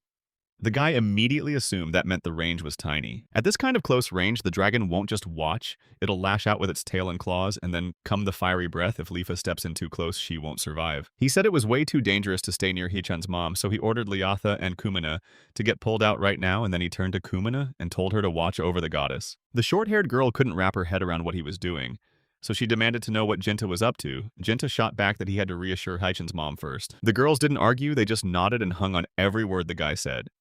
Then they hopped onto Haichen and headed off the way he ordered. Right into the opposite direction, a lively office spun around, stared at him, and her worry hit like a wave. She couldn't stop worrying about him. The older dragon lunged at the guy and without even breathing fire, smashed the young man with huge paws. Jinta barely held his ground, every strike a struggle. The elder dragon twisted out of every strike and shot into the sky the moment trouble got too close, making it almost impossible to land a hit. Jinta finally got it, unlike Haichen. This adult dragon didn't just fight on the ground, it could rocket into the sky, and that was pure street-smart wisdom. So Jinta figured his attacks would never even touch the target. Out of nowhere, a funnel of power started snapping into place around him, and smoke churned up beside the young man. He had no clue what was happening, so he jerked his head up. When he saw Mom adopt an attack stance, he couldn't even process it. She was about to dive at him from the air, and the crazy part. The young man wasn't thinking about himself at all. He was terrified that her hit would land so hard it would smash straight into his girlfriend. Jinta couldn't figure out what the elder dragon was about to do until he realized the beast wasn't going after the man at all. It was hunting down those fleeing girls. The young man snapped to it. There was no time to save his friends, and he didn't know the next move, so he just screamed her name, the dragon, and prayed she'd come for them. A blazing pillar of fire was rushing toward them, and it looked like the girls had no way out, like they were about to be burned alive in its path. Hey, no one saw it coming. He snapped a chain, threw her wings wide, and launched into the air to dodge the strike, sending Cuisina and Liafa stumbling as they stared in shock, grabbing their friends before they could fall. Jinta couldn't stop himself from staring. Jaw dropped like he'd completely forgotten they were in the middle of a fight, because all he could do was stare at his girlfriend. The young man didn't take his eyes off his companions as they soared through the sky. Stunned, he'd never flown a day in his life. Jinta couldn't believe his eyes. When did John even learn how to fly? He stared at the scoreboard, and then boom, a brand new flight skill lit up on it. The dragon swooped around above, pulling away from the deadliest spot, and the young man couldn't help thinking she'd probably leveled up by wiping out goblins and all kinds of monsters while they were on the move. Now that the area was finally safe, the dragon came to a halt, dropped her friends to the ground, and Lifa immediately cheered Hichan, saying she crushed it, because this means she's unlocked a whole new ability. Kujena clocked that the battlefield was way out of reach, so she told Leofa, "We're holding here," while Hichan was to take off and rush in to back Jintan up. She didn't flinch at all because she wanted to help the young man and still rescue her mother. So, Hichan grabbed the girls and shot back. Then the moment the guy saw his girlfriend racing toward him, his heart erupted with joy. Jinta snapped his gaze to Hechend and told her his power wouldn't be enough to take down the Elder Dragon, so he begged her to join the fight. Now, side by side, the young man felt sure they could rescue Hichen's mother, while his girlfriend stayed fired up, believing just as strongly they'd pull it off. Jinta yanked control of the dragon and shot straight at the adult, and Hichan snapped her fiery breath forward right into the Elder Dragon's face, only for him to refuse to run or dodge, whipping his wing up to take the blast head-on. Jinta couldn't believe it somehow. The Chant Mom didn't just dodge getting hurt. She made the fire evaporate, leaving the little dragon stunned as it realized it never expected his mother to be that deadly in battle. And Jinta was still reeling that their whole attack simply vanished. Before anyone could blink, the adult lunged at its opponents, blasting them again with fiery breath, and then he abruptly slipped out of the strike, panic rising because he didn't think they'd survive someone this strong. Jinta figured maybe the grown-up had a blessing skill too. But before he could finish the thought, his girlfriend's voice cut in. The kid's focus snapped to the rival's fireball streaking across the sky, and his stomach dropped when he realized it wasn't aimed at him this time. It was charging straight for the girl on the ledge. No escape existed, so Quina yanked Liafa behind her ASAP, but the goddess just didn't get it. "Move in," Quina snapped. "The gap won't save you from that strike, so we brace and take it." The girl snapped into a battle stance and started chanting magic, then stared down the dragon and yelled, "Don't you dare underestimate me." Kupina slammed a wall of wind into place, whipping it into a tight sphere that shielded her and the goddess from every incoming hit. After he slammed the attack to a stop, he instantly tore into the burning spots on the girl's clothes, and then it hit him just how brutal it was for Jint to fight those monsters, because defending herself felt nearly impossible. From up above, the guy spying on the girls leaned over and demanded, "You all good up there?" Quana fired back, saying they were totally fine, and the girl leaned in to reassure him he didn't need to worry about them at all. His only job was to focus on getting help and making things better. The young man charged harder and harder, and explosions ripped through the air everywhere. This fight was in full chaos, and nobody was willing to quit. Later, the young man finally clocked it. His black flame wasn't cutting it because blasting the dragon with fire barely scratched it. Jinta couldn't stop thinking about rushing in and landing his sword strike. Switching tactics was the only way. If they didn't, this fight would drag on forever. Then the guy stared at Hichan and asked if they could close in on her mom so he could unleash a sword strike. Jinta trusted his friend, but he pressed her for one thing. Could he really count on her? Because this was death-level dangerous, and even then, Hichan wasn't about to back down. Kushchena watched from the sidelines, and you could see it. Her friends were starting to slow down little by little, like the sky was getting heavier. Liafa even admitted she still hadn't fully gotten used to flying yet because this whole thing was brand new to her. The goddess thinks Haichin won't be able to keep dodging his mother's blows much longer because her attacks hit with way too much power difference. Jinta grabbed Holt and tried to steady her, urging her not to quit. But Hichin's energy was draining fast. She was burning through every last bit of strength just to keep flying. He keeps yelling that mom doesn't look tired at all, like he's watching her load up for another strike, then she slams in attack after attack again and again. The young man ditched his old move, swung his sword like he meant it, and shot around to the other side, then came blazing straight for the adult. The girls locked onto the battlefield and gasped when Jinta launched himself toward the breach, and Laufa realized they were about to get right in range before the dragon could blast them with a scorching breath. It's hopeless, there's no way they'll pull it off. Chan's mom snapped into action and unleashed a blazing fire attack straight at Chan, not the other girls. Then Chan stepped in and took every single hit, getting swallowed by the roaring flames. Liafa and Quinina, staring at everything unfold, went tense fast because this kind of reckless move could have ripped the whole situation apart. What people clocked later, yeah, even the adults, was that Jinta wasn't getting a high chance. Right as he slipped behind the adult, Jinta whipped out his sword, swung, and warned that monster he chanted his mom's name, saying it would sting a little. The young man snapped at the elder dragon to grit his teeth, then slashed in with his sword. This time, the strike finally landed and actually hit the opponent. Jinta grinned because his scheme finally paid off. He never meant to hurt the dragon, just forced her to stay silent as his sword brushed the adult's head. Then he promised it would be over fast so mom would finally feel better. With everything he had left, the young man stayed airborne and slammed the dragon's body down with a thunderous strike. And when it hit the ground, it looked completely wrecked, like it couldn't lift a claw to attack him anymore. He keeps chanting that mom's really out cold now, sure. The blow hit like a truck, but it had to be done because this was the only way to save her for what comes next. Quina and Lifa saw the guy finally win, and they pushed hard enough to keep the adult from attacking them again. But the goddess still panicked, because their friend just got smashed by that huge dragon. The goddess beamed and praised her friend, saying she was doing great. And Kuzina chimed in too, since her friend and her mom are both fire dragons. That flame was basically pointless. The young man realized that the fiery breath somehow helped them big time, because as it roared, they slipped right into a blind spot. When Kutina heard that, she grinned and called it a brutally clever plan. Jinta finally breathed easy, everything went exactly how he hoped, and he turned to his friend with a grateful smile, thanking her because they truly made it. The goddess declared it was finally her turn to step up for her friends, and she unleashed the magic of purification and healing to scrub the bad effects off Chan's mom. Liafa's courage crumpled. She couldn't fire off her powers at all, so she grabbed her companions and begged, "What's happening?" Kuzina snapped a finger toward the other way and told them, "Look over there." The goddess snapped to the fact that a landslide had already started, and terror hit even harder. Kuchana then guessed Jinto might have only shown up because he was duking it out with an adult dragon. The girls' panic exploded and one of them shouted to run fast, while the other demanded where they were supposed to go since the stones were raining down at breakneck speed. After a long, tense pause, the goddess finally pointed at Jinta's storage sphere as the perfect hiding spot. But Jinta shook his head and refused. The young man warned, "If we do that, nobody's left out there to save us, and once the door shuts, we're stuck inside for good." Leotha panicked, clawing at every option to stop the collision, while the goddess clenched her worry because she couldn't do a thing to save her comrades. Then Jinta snapped into action, steadied everyone, and told them, "Don't be scared." He claimed that with his black flame, he could shove that landslide right back. Quena's fear finally eased, but she still shot back. Was the kid's plan even doable? The guy nodded and told me to back off just in case. Jinta snapped a glowing sphere of magic around himself and raised his sword in front, stacking power by the second to fuel his ability because he knew that if he messed up, things would turn terrifying fast. With energy roaring inside him, the young man never once doubted himself. He was certain he could survive what nature threw at him, because it wasn't just his life on the line, but everyone else's too. Still, when he tried to lock onto the disaster, a voice suddenly cut through the chaos. Was it just in his head, or was someone out there really trying to reach him? A mysterious voice suddenly cut in and told the kid to become the one who controls the outcome, but Gentile snapped, ordered it to shut up, and refused to listen because he had no idea who that voice even belonged to. Jinta built up so much energy that his magic surged out at full power.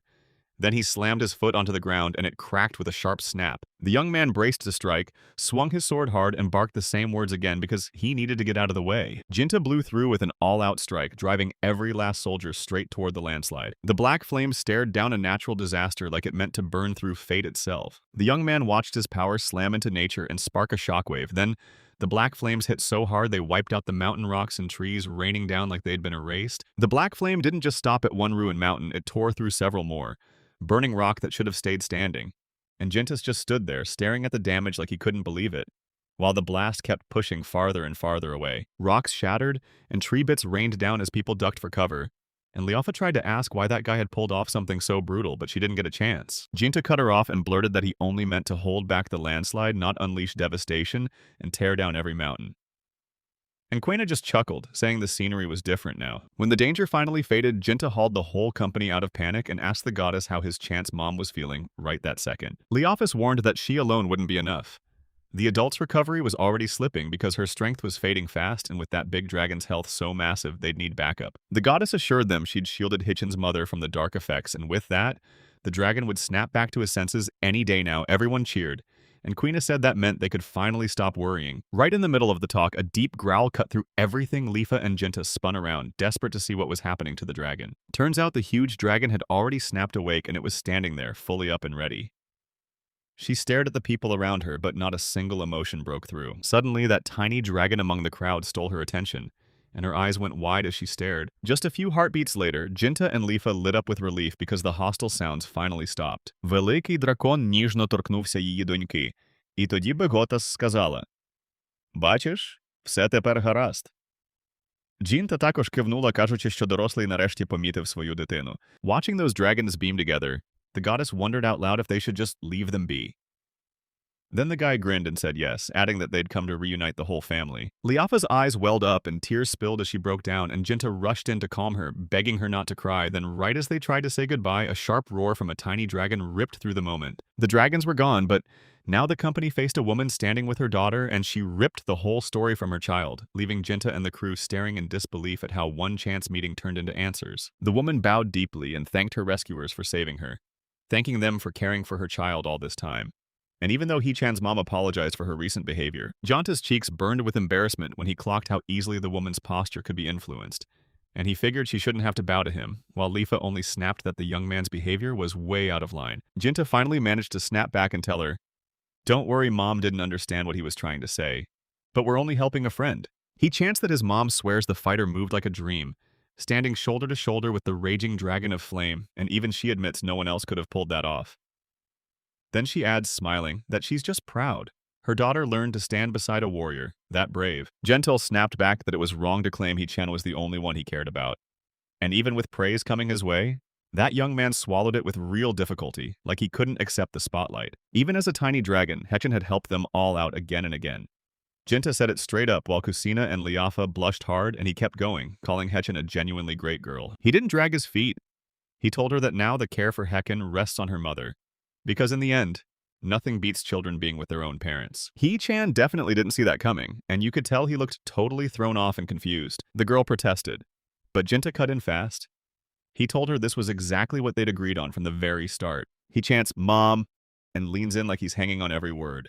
Then finishes it once they track down the girl's parent. They're taking off and leaving her behind because she's not supposed to be far from her mother anymore. At first she hesitated, then it all snapped back. She really had that conversation. She remembered meeting Lifa and how Jinta swore he'd help her track down her parents. The young man leaned in and softly told the girl, "I think this is where we split up," because the one goal they shared was finally done. Liafa was shaken to the core, tears instantly burned in her eyes.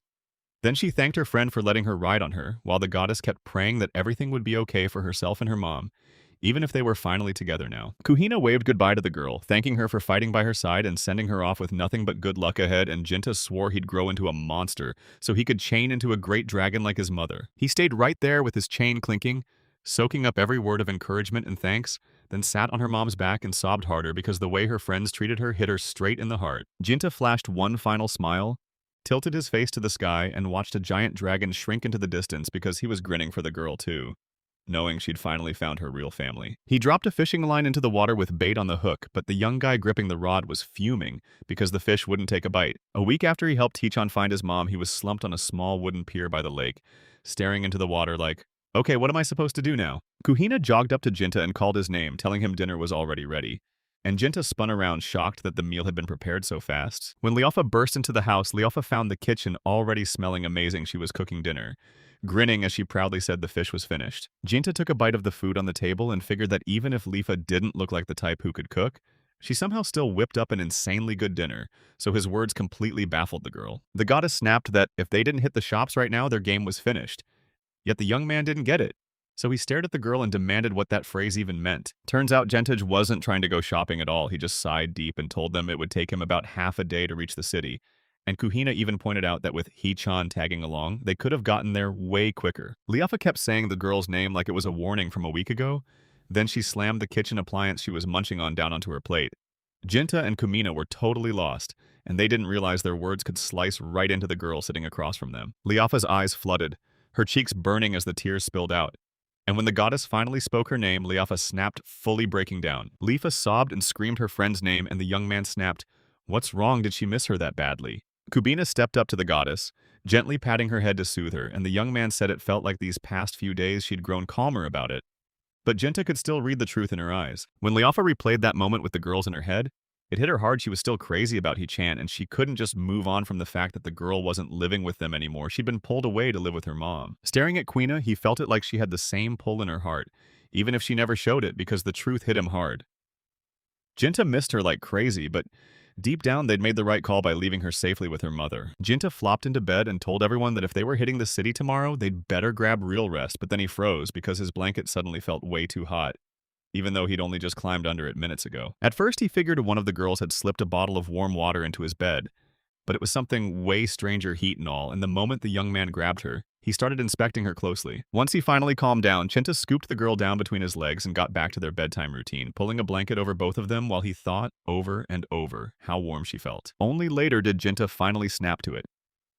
Something felt off, so he blinked his eyes open in shock, shouted the girl's name to confirm it was really her, and immediately demanded, "Why are you here now?" Chan swallowed the truth and answered, remembering what Jinta had told her earlier that this house wasn't just his, it was hers too. Because she missed her friends too, she shot back to their shared home just to make it right, and Jin got it. But hearing it still felt weird. Now she's got a house of her own where she'll be with her mother. The young man tried to say it plainly. No matter how hard Lifa, Quina, and him pushed their hearts forward, they'd never be able to replace the girl's mother. Turns out, Hee-chan didn't even need it. She wasn't hunting for a substitute for her own mom, she just said, "We're friends." Hee-chan leaned in and told her, "I remember every single thing we did together. The meals, the nights, the time they even fought side by side." And once she realized her friends were human while she was a dragon, she knew her fears were the only thing holding her back. The girl spun her plans around and asked them, "Can I stay with you, even though she wasn't human at all?" The young man broke into a grin at that sweet confession, and he got it right away. Those four had grown tight, so letting a little dragon tag along felt like a natural fit, not a problem. The young man nodded in agreement, and the girl's whole face lit up. She blushed, leaned in, and wrapped her arms around her friend. Finally, Kuchina and Liafa stumbled into Jinta's room, woken by the chaos coming from there, and they stared in shock at their friend back with them again. Everyone erupted in joy, cheering that Chan was finally home, ready to welcome her back again, only this time, after a whole week apart. The goddess was already sprawled over the girl, crushing her in a tight hug with all her strength, tears flooding her face again, only this time they weren't from pain, they were pure happiness. He snapped into it, grinning, and blurted out that she's just as thrilled to finally be home again. The girl finally confessed what her mother warned her if she wanted to live with others.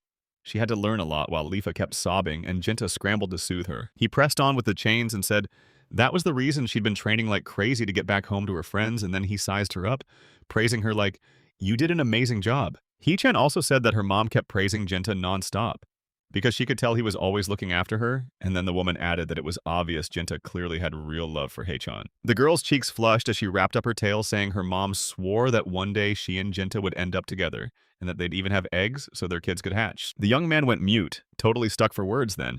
Kuzina burst into laughter and called Hee-chan incredibly brave while the young man shot down the dragon's mother's take without mercy and Lifa.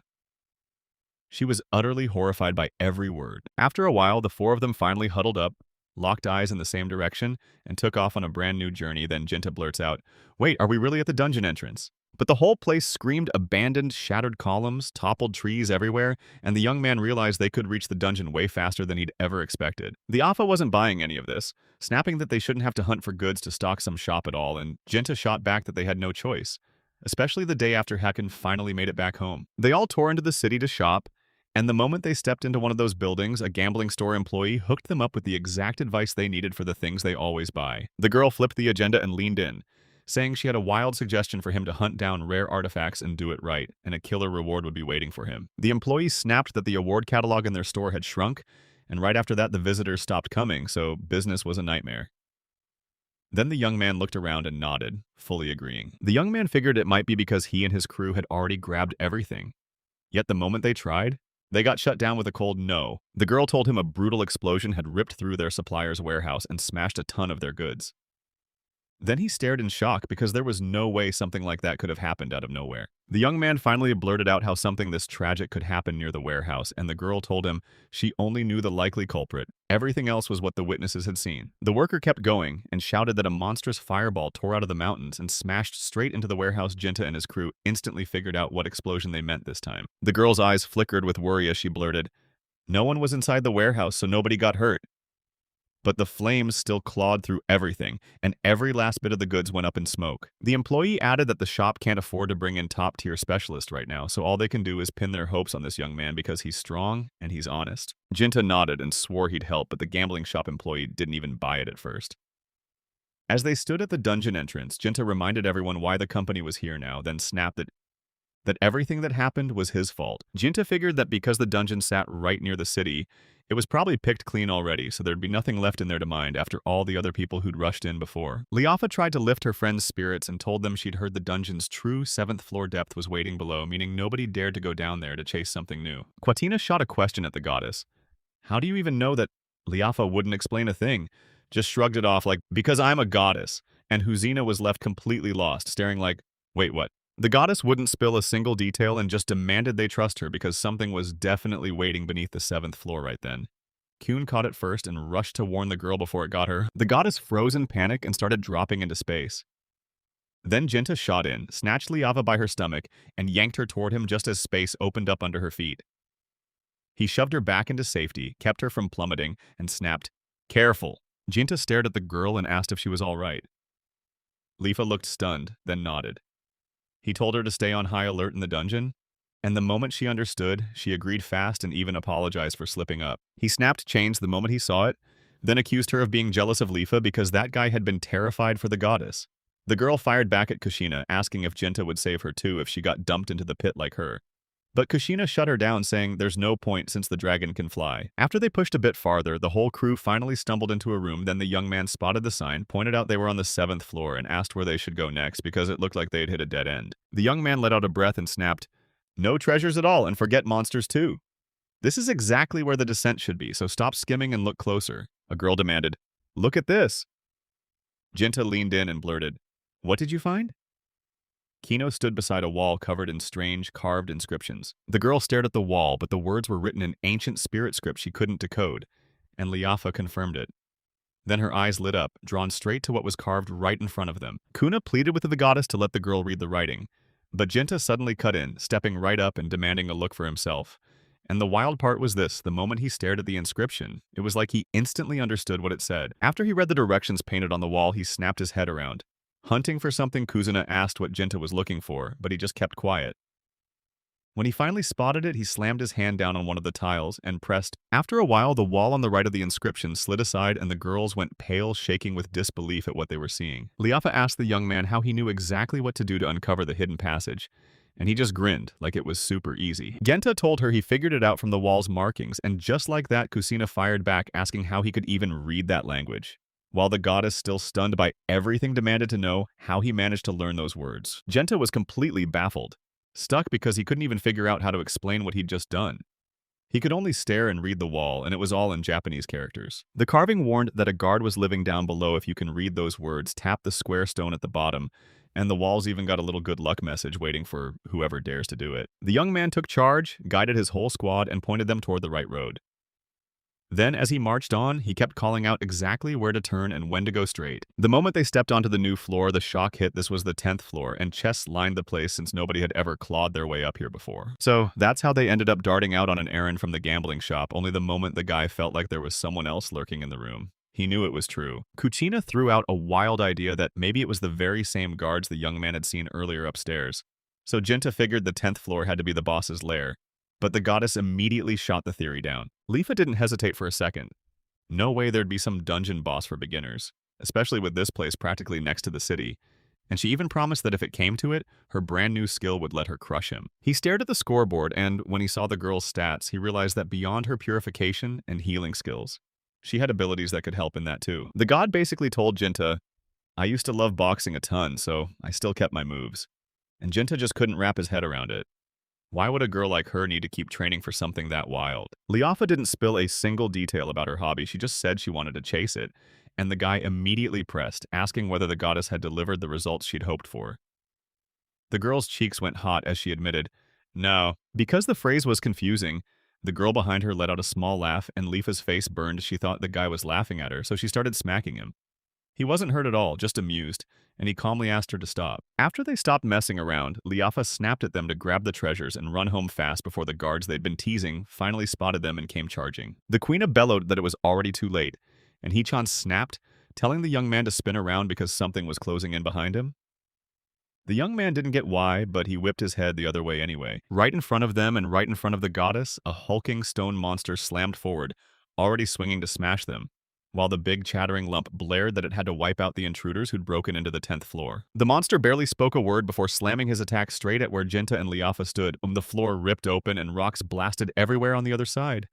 Kuhina and Hichin watched as the stone monster drove his hand into the strike, but the punch from his own blade hit so hard the stone monster never even clocked that something was off silent as it crumbled. One of his attacking arms buckled and fell apart as the guy's sword kept driving through. Jinta wasn't even afraid, while that girl crumpled to the ground from pure terror. Then the guy smirked and told the goddess to handle the monster herself with her brand new skills. Lifa snapped at the young man to stay sharp, and the girl realized it sure as dawn this had to be one of the bygone-era spiritual craft tricks because that monster who just lost its arm a few minutes ago had already grown it back completely. So that meant he was an immortal giant ghoul, unstoppable and terrifying. Jinta wasn't scared or nervous at all, if anything. This fight felt way more exciting because his opponent could regenerate, and that only fueled his confidence that he'd win. Even against someone like that. He didn't hang back either. He already took the form of a dragon to swoop in and help the kid fight through a brutal battle. Quina crept closer to Lifa and blurted, "Are you okay?" And Lifa gave a cheerful yes, even if she didn't look totally convinced then.